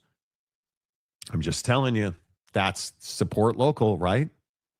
Thanks for telling us your menu order, James. Oh. Like, how do you... how, in the comment section, how often do you guys eat fast food? Just out of curiosity. I had fast food. Okay, is Chipotle fast food? Yes. Okay, so this past weekend I had fast food twice. Yeah. That's probably more than I have in an entire week. Mm-hmm. Any week. I had it twice in 2 days. I had Chipotle and In-N-Out. And it's been years and years since I went to In-N-Out, and it's still ass. Dude, the burger at In-N-Out is solid. The fries suck. The fries are terrible. And the burger's not solid. The bun sucks at In-N-Out. But I had a bad exit strategy after eating Five Guys in Paris, so I'm a little shell-shocked. That's why I don't eat burgers on the regular. Right. But I don't eat fast food very often for a reason. Chewy. Screw the Dodgers. Anybody see the Cubs actually won a baseball game yesterday? Last night against the Angels of Los Angeles.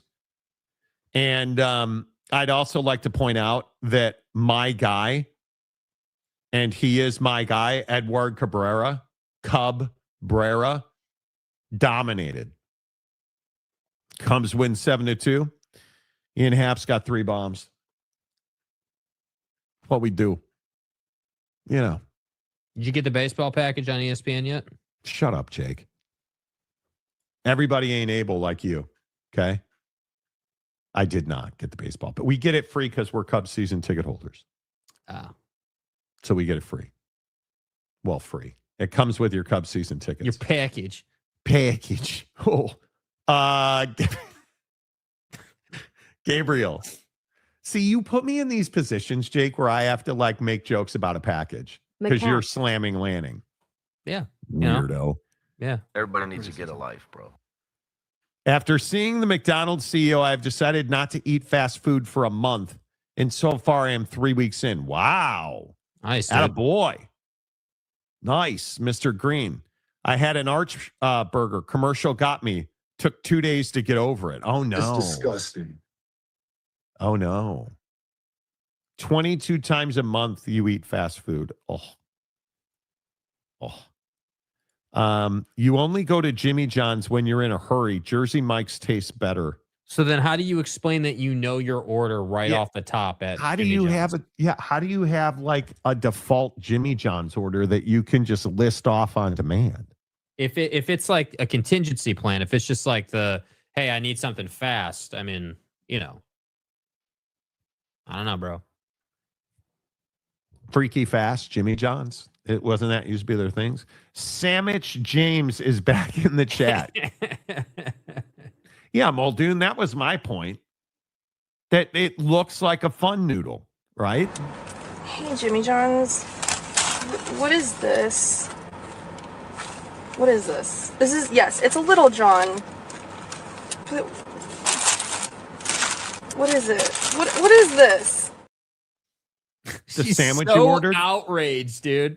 But you ordered it. She ordered the sandwich. Yeah, but you have to admit it's underwhelming, dude. Even as a Little John, it's underwhelming. Yeah, you've heard that before. Yes, James is always on the road. Lord James was born to be a rambling man. Exactly. This is my point, James. Like, how do you expect us to believe that you didn't go to Magic City? How do you expect us to believe that you don't go to Buc-ee's daily? Like, what are we James supposed to goes believe? to Buc-ee's daily. Like, right? we know that you stop at Buc-ee's as part of your built-in commuter routine. Yeah. Yeah. Listen, we all have things we have to do. I get it. We get it. Deliric, up until recently, not that often, one every 2 weeks, but have been too much lately due to unforeseen circumstances. Okay. I don't hate it. Yeah, Ian Happ's on fire recently. Let's go. Okay. No, I'm not having the curly fry argument today. I'm not. And your wife is a good woman. The crinkle cuts are way better. Curly fries, you guys, you're not 7 years old. Stop with the curly fries. Grow up. I hate curly fries. You're not a vegan. Yeah, stop lying, dude. Stop. Like, you are not. Shut up. You are not vegan. I don't believe you. After all the scumbaggery you have displayed in the comment section, I'm supposed to believe you care about animals? Please. Are you really a vegan? This would be such a phenomenal turn of events. That would be wow. James is a takeout man. He's always riding dirty. I bet Oak State James I bet you Oak State James, the Japo shitbox, has just tons of fast. I can't stand people who leave food and trash in their car. And I am guessing that James, who's not a TCU fan, but a fraud at Oak State, I'm going to guess his car is full of fast food trash. I'm just going to guess. I could be wrong. Yeah, you don't have this face in that car and have it be clean inside. Yeah, I just don't believe it. I don't believe it. Yeah. He's a feral animal. I don't go to Buc-ee's daily. I prefer to take Highway 317 home instead of one. Is that supposed to mean anything to me? What is the Highway 317 got to do with the price of dung in Istanbul? Do you understand? Nobody knows that reference, guy. I got my demon and my semen and my Elman and my Wyman and my Hellman's mayonnaise at Buc-ee's. Nobody knows what that means. Nobody knows what it means when you say you're charting, let alone I take Highway 317 home. Who cares? Baylor sucks. Like,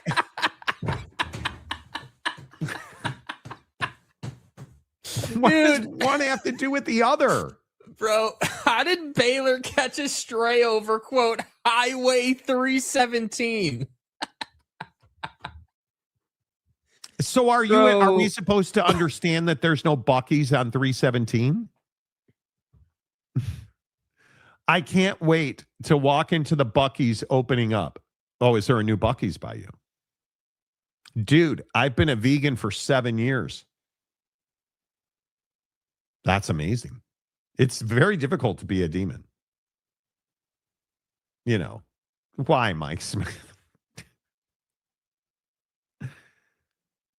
When you get the runs, do they call it a salad shooter? Bro. That is wrong. I can't wait to walk into Buc-ee's opening up by me to order the stadium guy James and see what happens. Is this the dagger? I don't believe for a second that James doesn't eat at Buc-ee's every day. I don't believe that. I think he does. I would bet there's a bunch of old fries that have been dropped underneath his seats. Oh, that's disgusting. When I get the runs, we call it tofu bombing. Dude, bro. No. Why? So is it a principled thing? Is it like a morals and ethics thing? How did you decide to be vegan, dude? Like, were you smashing with a vegan and so you went vegan and then she dumped you and you stayed vegan? Yeah, I mean that's the thing. Like what like Chewy does kind of strike me as a guy who will smash with a chick, she'll dump him and then he won't wash the pillowcase so he can smell her.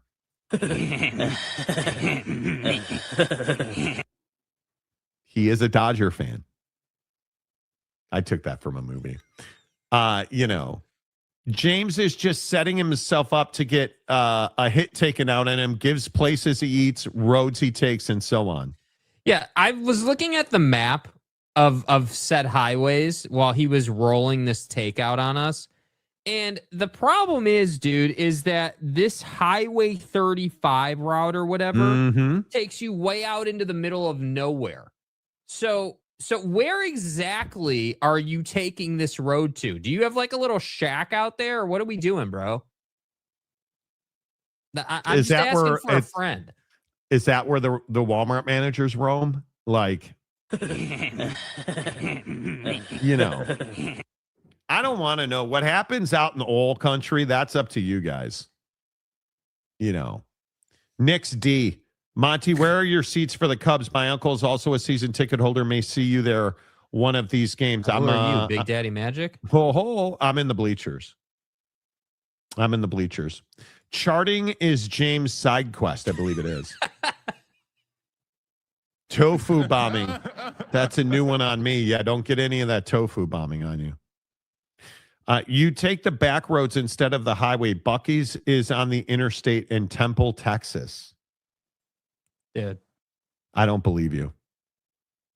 Okay. How long's it been since you had a brisket sando? Sandwich. Which is worse, fast food or gas station food? Nobody eats gas station food. If you eat hot food at a gas station, may the Lord be with you. Never talk bad about curly fries again, okay, Timmy? You do you. You do you, bud. Lopes fan Gabe, the next person who gives an F about James' preferred commute route will be the first and only. Wow. Damn, bro. Wow. Very true, though. I just think it's so weird that James will drop her in. Well, Monty, listen, if we go over here and we just every day, we go here and there and Buc-ee's and 135 to the 237 with the 419. That gets us into all country and, 6 for 6 on these wells right here across my property, Monty. And I'll see you in Valhalla. That's who James is. I'm convinced of it. I am convinced of it. I do it for environmental and animal rights reasons. Okay. Vegan farts could power the earth. Why are we so obsessed with vegan farts right now? Can't tell me they smell good. I remember there was a McDee's down in Louisiana that could get Cajun fries dipped in batter and spicy seasoning. Great stuff. Ooh. We had empanadas at Javier's last week. Melted our face off, bro. And I'm Caucasian. I am the least spicy ingesting dude. And I am telling you, bro, my face was on fire. What are you looking at, Jake? Tiger Woods allegedly, according to the cops, had pills in his pockets at the time of his arrest. Allegedly. So now we're getting the back and forth of, was he, arrested improperly? What did he have in his system? Cops say he had pill. Like, it's just a he said, she said until we see the evidence, dude. Like, I don't know. They're saying that when he removed his sunglasses, the deputy observed Wood's eyes to be, quote, bloodshot and glassy, and his pupils were extremely dilated, and that he was lethargic and slow. Yeah. I mean, so it's going to come down to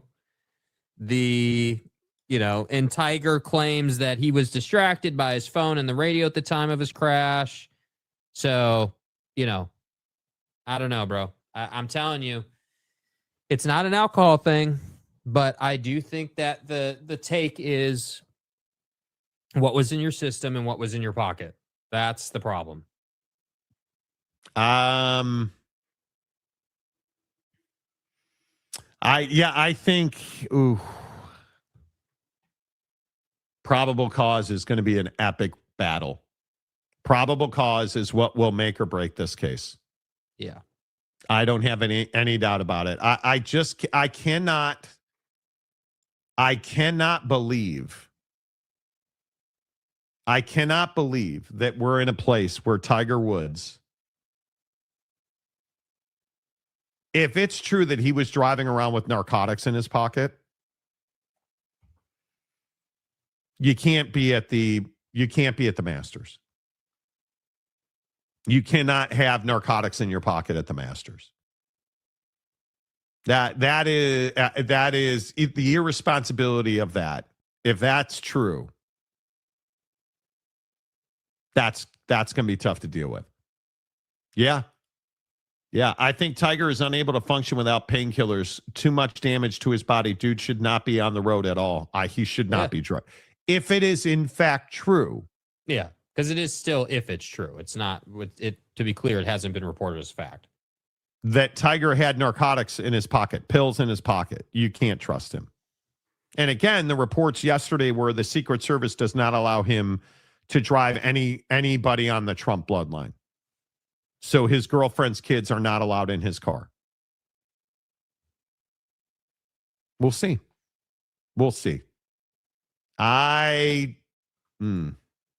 That's tough. All right. Hour number 3 of the Monty Show. Let's get into the NBA draft. Do you guys believe the NBA draft is fixed? I do. I think it is. The whole lottery thing, I think, is a bunch of BS. I don't buy it. I don't believe it. I think the NBA wants to have their best players in their best stories. And I think the Utah Jazz are going to get the frozen envelope.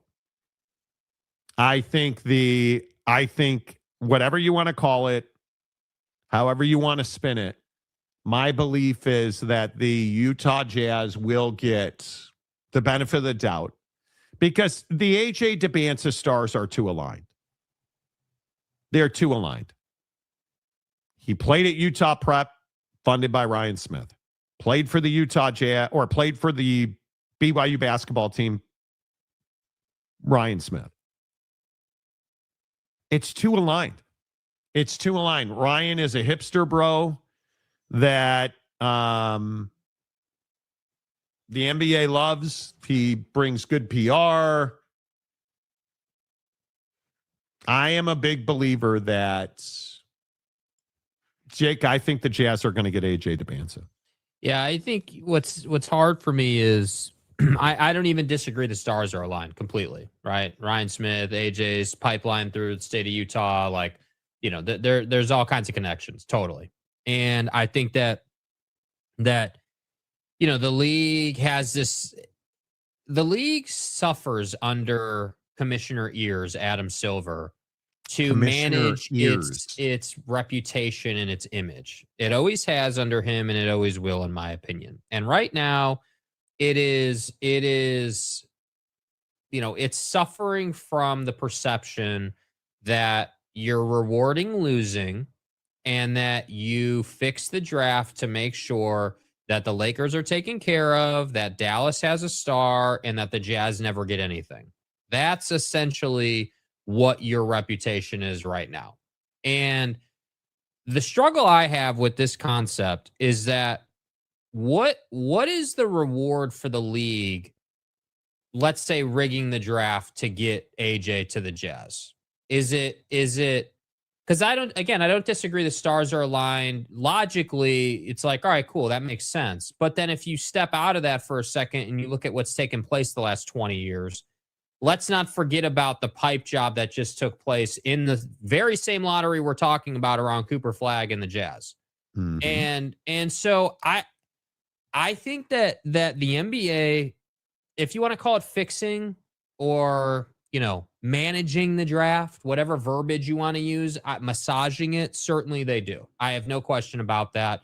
And I think certainly the league, tries really hard to get into certain situations, whether that's Braun in LA, whether that's, a certain individual going here or there, or whatever it might be, any of the situations over the years. So I think they do fix the draft, but I think the league just suffers from the fact that it doesn't have great leadership. And so the league is only in this situation with the Jazz because of the tanking stuff. And look no further than the rocket science proposals that they put out around tanking. And I'm not joking, dude.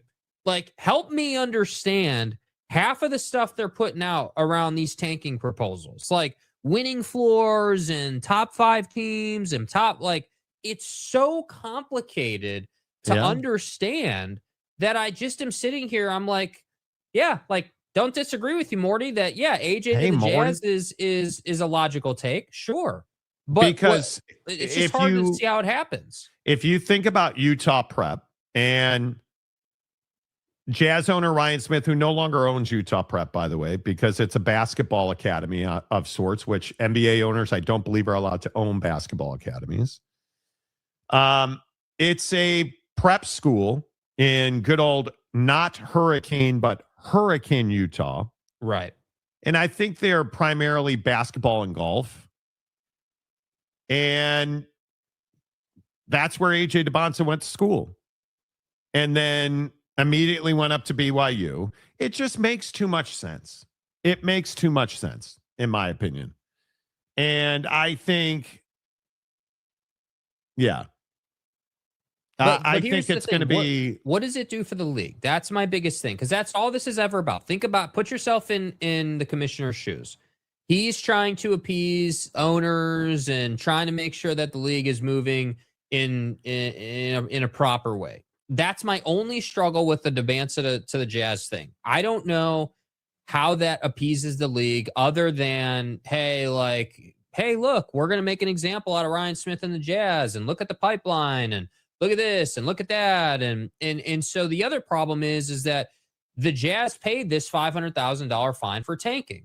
So if they get the number 1 pick in this year's draft, dude, in the lottery, what does that say about tanking? Oh, I know. It says that tanking works in a time when you're putting out rocket science tanking proposals for combating it.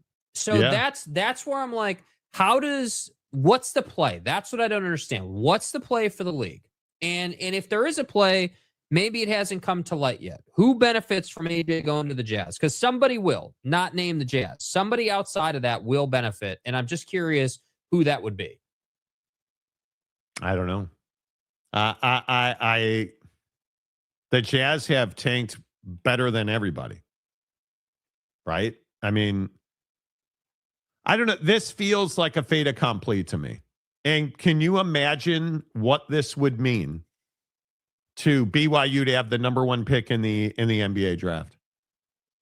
That would be. And Would it mean more than going deep in the tournament? I think far more. Far, far more. Because nobody thinks you can be the number one pick in the NBA draft going to BYU. I just don't think that's something people think about. They think about Duke. They think about Kansas. They think about nobody thinks about BYU as the place you go to be the number one pick in the draft. Right? Like, and you look at where the Jazz are. I want to say the Jazz have the 5th worst record in the NBA. And I can look it up, but you got to think about the Pacers, the Nets, the Kings, the Wizards, who the Lakers. Did you guys see the Austin Reeves to LeBron James alley-oop? Dude, I think I gave my dog palpitations last night when that thing went down. The Rack Attack! I'm like sitting there editing some golf video that I had taken at the range yesterday. Austin Reeves no-look alley-oop to LeBron. Juicy. Was incredible. The worst records in the NBA. The Indiana Pacers by far, and the Washington Wizards at 17-58.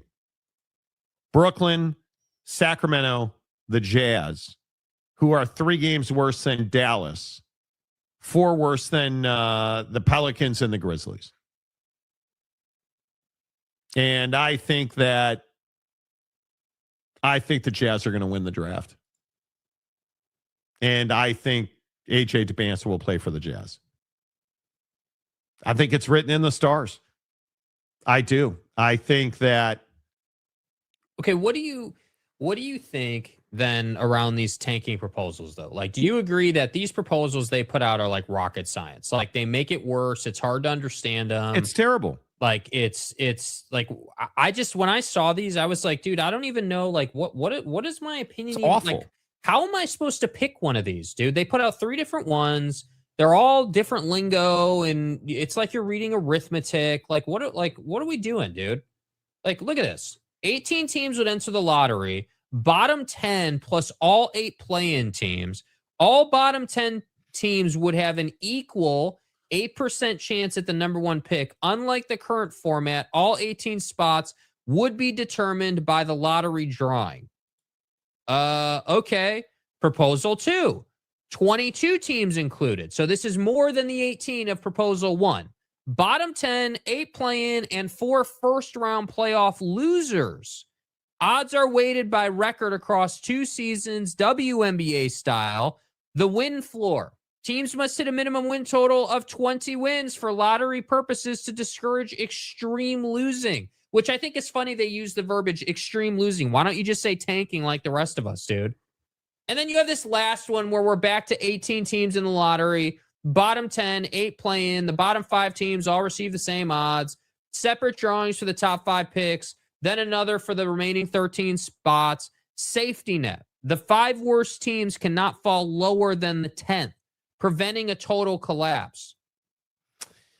I don't know which one I like more, dude. I think these are terrible. What should happen is that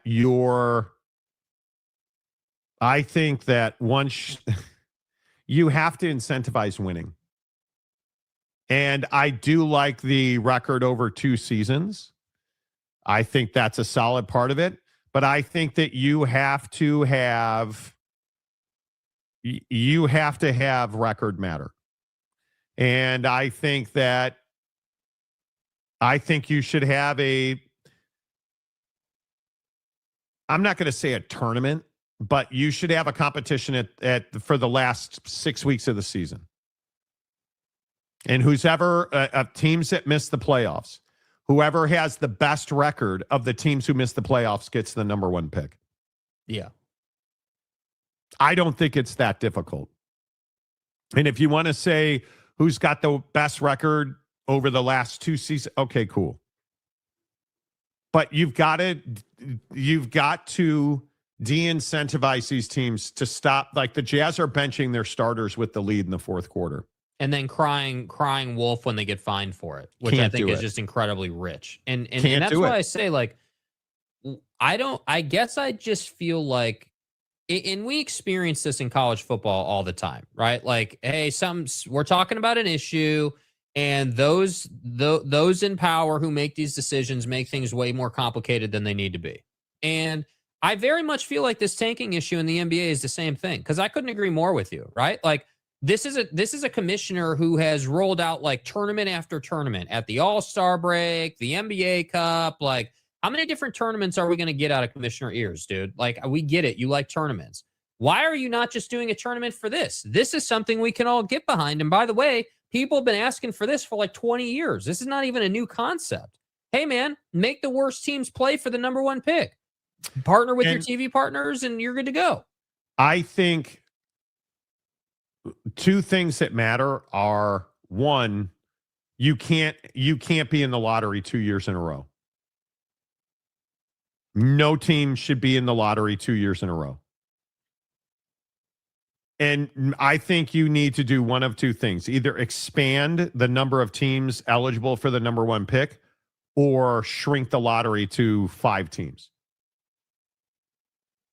And make it so that you can't have what the Jazz have done, being bad year after year after year after year. You're rewarding them for being bad. You got to stop doing that. You got to stop doing that.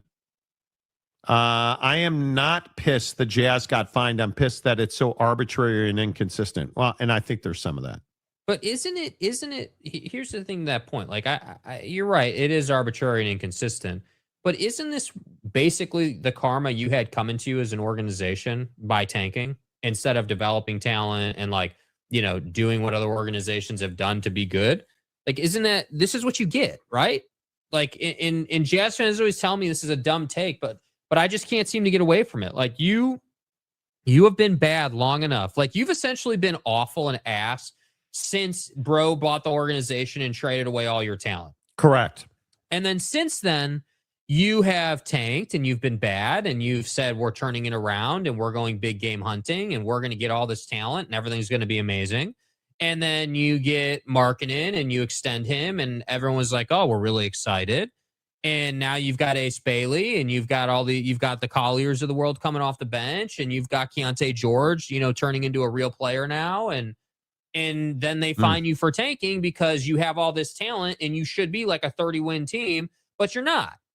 And then you complain when you get fined after tanking's been such a league-wide mandate behind the scenes. And this is my point. This is the classic age-old schoolyard issue that Jazz fans don't want to cop to, which is, hey, there's rules and we can bend those rules on the playground, but if you're going to punch a kid in the face, yeah, then we're going to have to take care of that. And that's essentially what the Jazz did here. You tanked so egregiously that you didn't give the league much of a choice. That's the problem. And I agree, Brandon, completely that they should have fined other teams. There's no question about it. Like, I wouldn't have just fined the Jazz. The Jazz would have been the spearhead for me if I was the commissioner, but I'd have gotten after the Heat. I'd have gotten after Washington. I certainly would have looked at the rest of the league and said, hey, what are these other squads where we can definitively say they sat their starters when they were in a tight game in the fourth quarter? That's what I would have done. I wouldn't have just made an example out of the Jazz. They just would have been the first team to catch the Heat. That's the thing. I think if you get AJ DeBanza, this is the other reason I think they'll get AJ. What would your starting 5 be? Keontae? You certainly, I would think, would start AJ. Lauri Markkanen. You would probably play JJ at the 4 and Walker Kessler at the 5. You're going to be deep enough that Ace Bailey's coming off the bench. What team would be bigger in the NBA? What team would be more athletic? And this doesn't even account for Bryce Sensabaugh and Isaiah Collier. The problem is, though, again, and maybe they just ignore it, right? Because you're totally right. Again, I don't even disagree with you.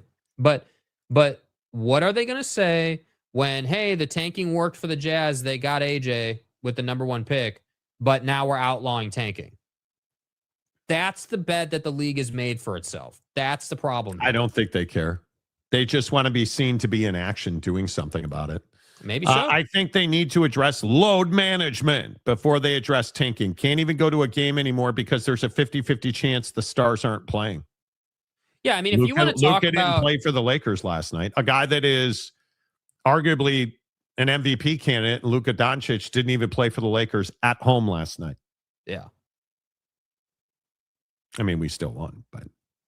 I mean, you want to talk about the NBA's place and enjoyment. I think that there's a different there is a real reasonable take that Major League Baseball has passed the NBA as far as stature in sports, because I don't here we go. I just don't think the NBA is where it's at right now, man. They got a lot of work to do. A lot of work to do, bro. Well, listen, I'm stoked the Sonics are coming back to Seattle. Stoked. But this right here will prevent me from going to games. It'll prevent me from going to games. If I, as a Laker fan, if I can't see Luka and Reeves, why am I going to the game? For hundreds and hundreds of dollars. Right? But I can go to a game for $50-$60 in Major League Baseball. Yeah. And now living in Seattle, the Cubs come here. I can just hop on a scooter or my e-bike and go down to the stadium. Yeah. It's a 5-minute bike ride down the road. But I can't afford the NFL. I can't afford the NBA. Like, what's the equation here? I think baseball's just more affordable. That's what I think. And you still have a really good local feel with baseball. So I like the third one. If you lose because a star gets hurt, you shouldn't get punished. You should have a chance at getting the number one pick. Nah. The problem is injured is there's so much conjecture. It's loose. Yeah, yeah. Yeah. I wonder if the Spurs losing the Admiral that one season and winding up getting top pick to get Duncan changed it for 2 seasons record instead of just, yeah. Yeah. I don't know. It's an interesting argument, right? Yeah. Mapes, who's been a member of the program for 31 months. Okay. BDM is planning the AJ parade with the Salt Lake City mayor. Yeah. Bro. BDM's been on one lately. Now he's a huge BYU fan. You can't just get a top 5 pick 2 years in a row. I don't think you should be able to at all. But tanking has worked for every other NBA team in the past. That's the problem, dude. That's the problem. And I continue to say this. I know they say different things publicly. I don't think NBA owners want to eliminate tanking.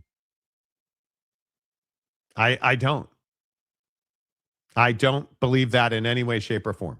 I think it saves them money. It makes them money. They can sell jerseys of the top rookies, like basketball cards, tickets. It's gotten Ryan Smith a renovated stadium and new practice facility. Why would you? Think of the number of high-end draft picks, sometimes multiple, the Browns have gotten over the years and still managed to squander it.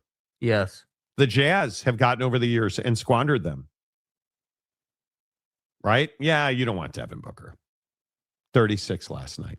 You don't want Book.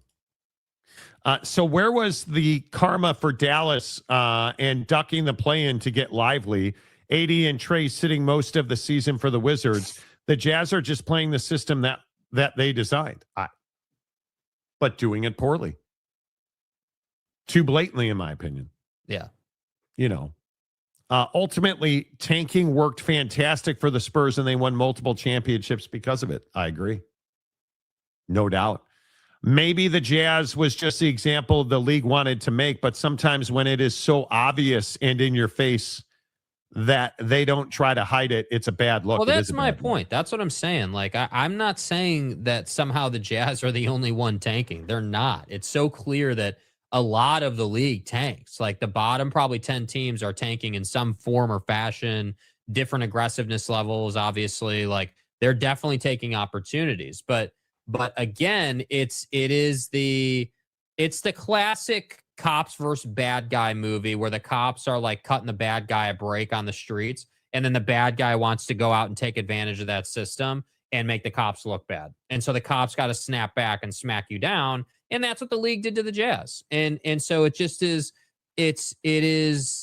I guess I just wasn't that outraged by it. I felt like it was like, hey man, like, you're going to be that in your face about it. Like, we can't be seen to be a league that's incentivizing losing. That's just not We're not doing that. And we haven't even mentioned once today the gambling side of this conversation. So no, we haven't. That for the league is the whole other beast that they have to manage. Yeah. I don't disagree. Oh, look, Penn State. Child sex predators and child sex assault. Love to see it at Penn State. Way to go, Epstein Island. Nice Congratulations. Job, okay, you can go back to invisibility. What they are going to say is, see, the Jazz won the draft. We need top fix it now. You have to fix it because the Jazz can't win anything. That's what I'm saying. For the league, it's just such a terrible position to be in. Oh, we got to stop tanking. But God forbid AJ go to Utah. Then we got a rookie we got to celebrate in Utah. Like, I just terrible. Don't think the league hates the Jazz the way people think the league hates the Jazz. Well, maybe they don't hate the Jazz. They certainly don't like the Jazz. Their behavior says that. You think that's true? You think that the league hates the Jazz? I just don't think that the league has any reason to help the Jazz or like the Jazz or what do you like? You know what I mean? Like the league helps the Lakers because it's LA. The league helps other major city franchises because they need those franchises to be relevant.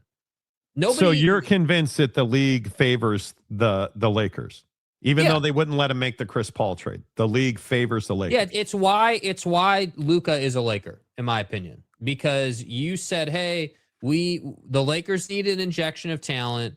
They don't have a lot of value to do a deal with Dallas. Dallas is a team that has always been ages, right? Has always been a team that is a second tier market that always takes down the big boy. And that's exactly what they are with Buddy now, right? Like that's exactly what they are with Cooper Flag. They're a team that's going to overachieve based on the roster. So they traded Luka and they were gifted Cooper Flag. Correct. We'll trade Luka in a bad deal to the Lakers. You will give us the number 1 pick with which we will take Cooper Flag.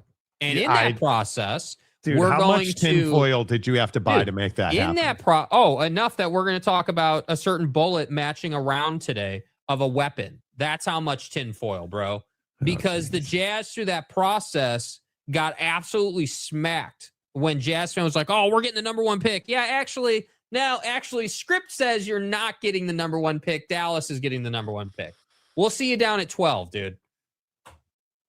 Just saying. Yeah.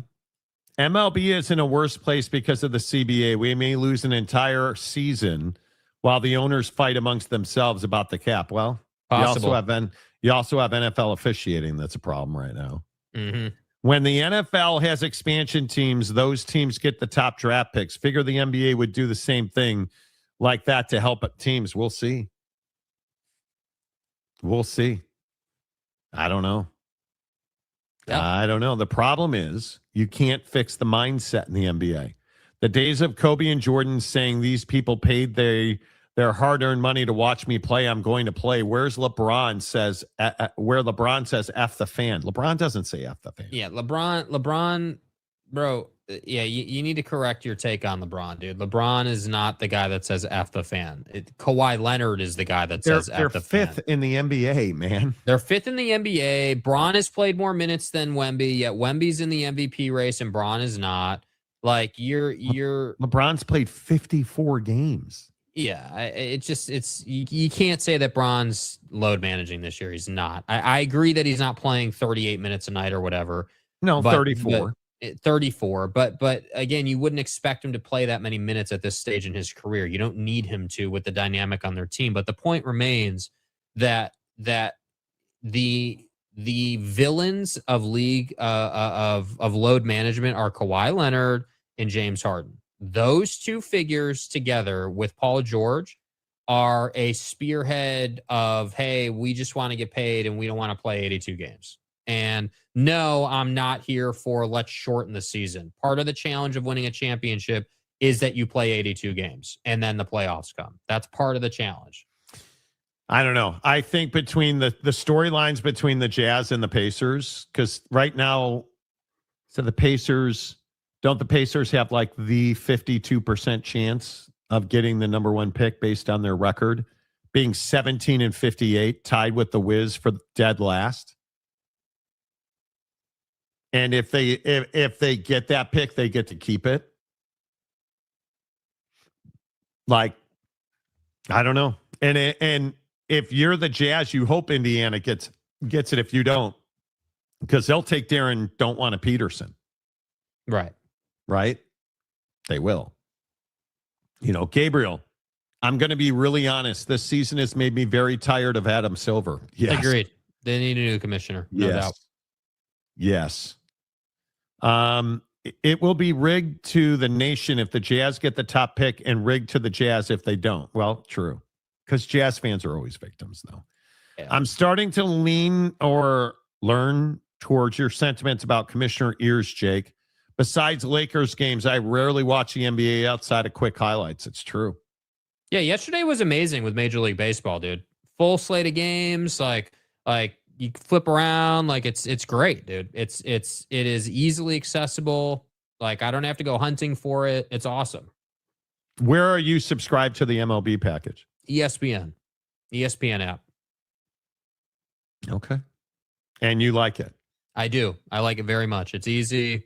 Don't have to worry about in-market or, yeah. Did you see the Cubs together? No. Because they Cub together? You didn't watch the Cub game? No, it was on after work, dude. God, you're disgusting to me. How do you not watch the Chicago Cubs? Anyway. What game did you watch? Oh, the Giants? The Twins, dude. But it was still a baseball game. It was the only game on during the day. The fucking Twins. The Cubs are on.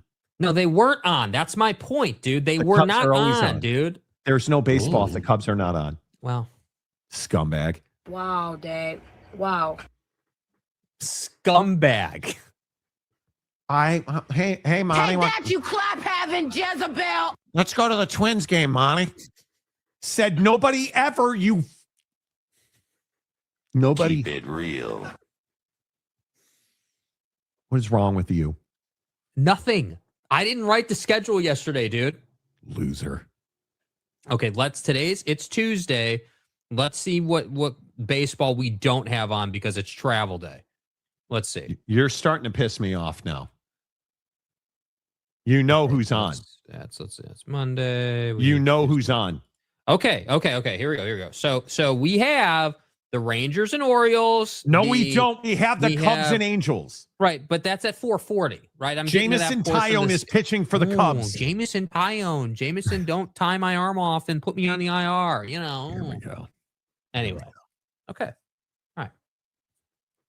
Come up to Seattle. The Yankees are in town. The Yankees, man. No. Well, I'm sorry that your Gardos play tonight in Los Angeles. Or no, you said, where do the scumbag Twins play? I have no idea. Where are they at now? I don't know. Twins are off today. Yeah. Oh, I mean, sad? you know. Are you no, sad I'm your not, favorite dude, Minnesota bro, Twins team is not playing? Can I not just get... Oh, yeah, it was awesome to have baseball back on the tube, dude. That was awesome. Like, no, great. not when you say, oh, man, I watched the Twins game. Dude, you're being a hater right now. Let me tell you something, Monty. You're being a hater, dude. Minnesota, the stadium where they have the War Memorial, that's not where the Twins play. Let me tell you. Nobody likes the Twins. Anyway. Nobody. You know. Yeah, Roche makes a great point. I didn't know Jake was such a Twins fan. Well, now that they're in the East, you know. Twins are playing Bishop Sycamore tonight. National League title on the line. Right. Yeah. What now? Let me tell you what now. Monty getting all excited for the Cubs early on to play the role of Charlie Brown when Lucy pulls the ball away as he is getting ready to kick it. We're going undefeated the rest of the way. Bregman's going to hit 197. Yeah. 50 bombs. Yeah. You know. Now you're just pushing my buttons trying. I hate the Twins. I don't hate the Twins are... I don't hate the Twins. I just don't have feelings about the Twins. No. You know. Just can't get into baseball or hockey. Wish I could, but I've tried. I love hockey. Yeah, hockey is awesome, dude. I watch every Twins game, Scoop says. I love the Twins, said Alex Caruso. Yeah, he did say that, didn't he? Are we going to do the story or should we just? Nah, we shouldn't, dude. We're already like shadow banned, and we probably shouldn't. But Yeah, anytime we talk about something, God, fuck. Come on, It dude. makes me crazy. Yeah, well, We're not coaching Little League, buddy.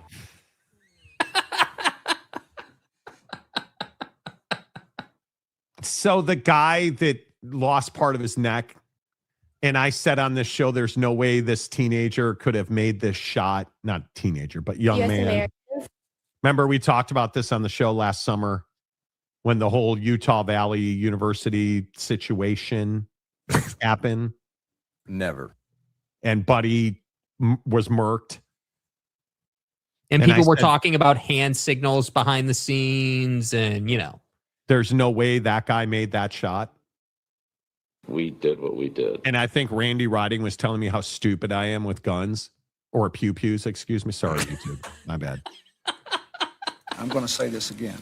But remember, we were arguing over whether or not this kid could have made that shot. Right. Yeah. Mm-hmm. So the projectile no longer allegedly matches the vessel that it leaves when it took out Buddy. So this young kid who had the instrument of destruction, well, the projectile that left his instrument of destruction is not the one that they're saying is not the one that removed a certain somebody from this layer to the next layer. They're saying that the striations, they don't match. Okay, so do we think it's a foreign entity, or do we think this is classified, U.S. American material? I don't know. I mean, Infowars.com. The fact that the cartridge doesn't match the tube is a huge problem. I'm screwed. And maybe, yes. Maybe Mr. Director shouldn't be dancing on videos on his computer that were hacked. Oh. Might want to go find that guy. Hey, bro, might want to take off the USA hockey sweater and put the FBI jacket back on, bro. Thanks. I don't know what you would say if that happens. I mean, do tinfoilers not just rejoice over this situation? If you're a tinfoiler who the day of was like, there's no way, bro executed that play to perfection, that this was a foreign entity and he was this and he was that. Like, tinfoilers rejoice over this story, dude. There's no question about it. No question about it, man. I don't believe. I personally believe. This is my opinion. I still don't believe that guy can do that from where he was. He can't make that throw. From where he was to where Buddy was sitting. That kid's not putting that projectile on that endpoint. I don't buy it. I don't buy it. No. I do not buy it. And I don't know. There's a lot of conspiracy theories about it. And exactly. I'm not normally the guy that's like, all right, cover the windows, tinfoil, let's do this. It's tough to escape it, bro. I mean, it's really, because the thing is that, see again, and we're tinfoiling here, so just grain of salt, hear me out. But you don't often get stories where there is global motivation to make noise with a certain individual. So helping Buddy move along, if you will, was like a splash, make a ton of noise, rock the boat type action that many people think countries abroad had motivation to go ahead and do. So to say that it doesn't add up, to say that all the puzzle pieces don't fit together, and again, to say that the FBI director got way out over his skis on this one doesn't even begin to scratch the surface of the cover-up that's going on, in my opinion. Yeah, I don't even, you can't, this is not something you can just explain away. No. There's no just explaining this away. Yeah, fabricating another reason to go get on your boat and go across the ocean to cause issues overseas isn't going to cover this one up, dude. I don't buy it. I think it's going to be really difficult to explain this, dudes. Scriptwriters did a great job with that one. There's no way, dude, put that thing on that guy and moved him along from where he was in those conditions. I've believed that from the beginning. That was oh my God, Roche, dude. Bro, couldn't agree more, dude. I can't wait until the secret ear rebuilding technology gets released, but that's another topic. Precisely my point, dude. Precisely my point, bro. Thank you. The secret ear rebuilding technology. We have it. It can be rebuilt. Pay that man his money. Somebody get the ketchup packet. We need special effects. Dude. It's really just that simple.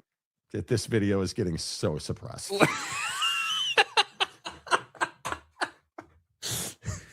Hey guys, this is James. I'm doing another video. Why hasn't the Monty Show done a show in like a month? Well, if you look at their last show, they talked about the grassy knoll and some dude's ear technology, and all of a sudden they're no longer in existence, you know. And this is my point. This right here, we talked about this on the show. No chance that happens. And you left it under a tree? What is this? What is this, Battlefield? You just decided to drop it off over here so you could run? Like, come on, man. And you didn't think they would see you on camera? Like, bro. Come on. I guess I just don't believe it. It never added up, and that's the problem, dude. It doesn't never math. added up, dude. It doesn't math. Yeah, make it make sense. Like, and again, if you go back and watch the show the day that came out, what did we say? We said, hey, take your feelings about bro out of this for a second, right? Like, this isn't about bro's takes or like any politics of the stuff he said. Like, take all that out of it, dude. Let's just look at this as, hey, a commentator was just moved along and none of this adds up. Like the footage, the disappearance, oh, we got him, and then all of a sudden it was like, no, actually you don't, dude, you don't. And then there was never any explanation as to what happened, and now all of a sudden the defense team for the person they're trying to put away is like, hey, yeah, actually, yeah, it turns out, yeah, it doesn't match. So striations. Yeah, not really sure what you guys are gonna do here, but good luck. So, you know, it's just, I'm telling you, I personally believe, in my opinion, that U.S. Americans are going to crash out when the evidence comes out in totality, because eventually it will come out, dude. 100%. Yeah, I think how would it not? Yeah, bro. The scrutiny is going to be over the top. Notice the subtle name change here out of the mayor right here. Look at this. The last comment right here. Ball didn't go in the hoop. Bro.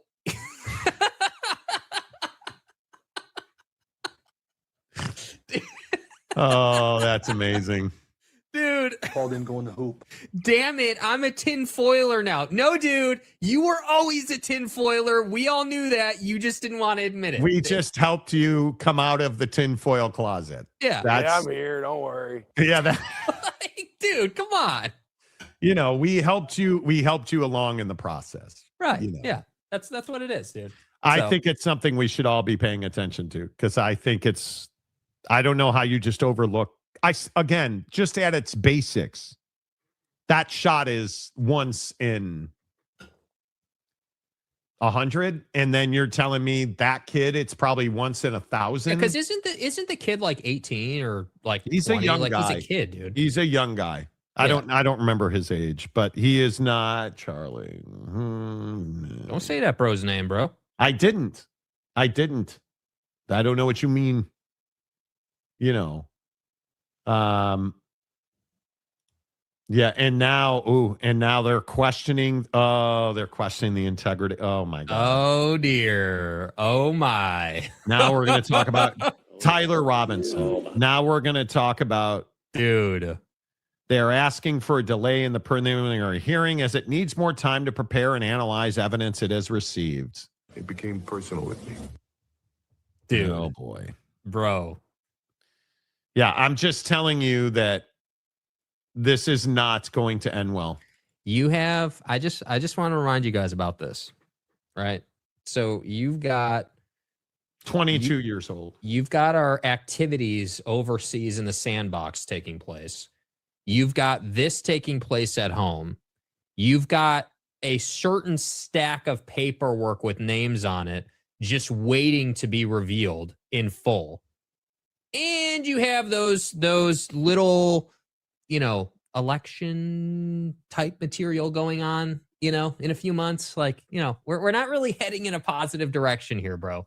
This is not going to end well. And again, just to add some red assery to it, we're over $4 a gallon today. Yeah, we covered that earlier today too. So, but this isn't even a sports show anymore, dude. I don't even know what, or maybe this is a sport that we haven't acknowledged yet. It's a live show. That's fine, bro. All right. If we're allowed back on the platform tomorrow, we'll look forward. Did we do well enough with the different nomenclatures? Yeah. Verbiage. And stuff. Yeah. The vessel. The Monty Show is always presented by the Advocates at theadvocates.com, the best injury attorneys in the business. 24/7, 365. Call the Advocates first, not second, not last, and certainly not after your insurance company. Call the Advocates first. They'll give you clear, risk-free advice. They know. It's one of the worst days of your life to be in an accident. When you're having a bad day, go get the best at theadvocates.com. Until tomorrow, say goodbye, Jake. Goodbye, Jake.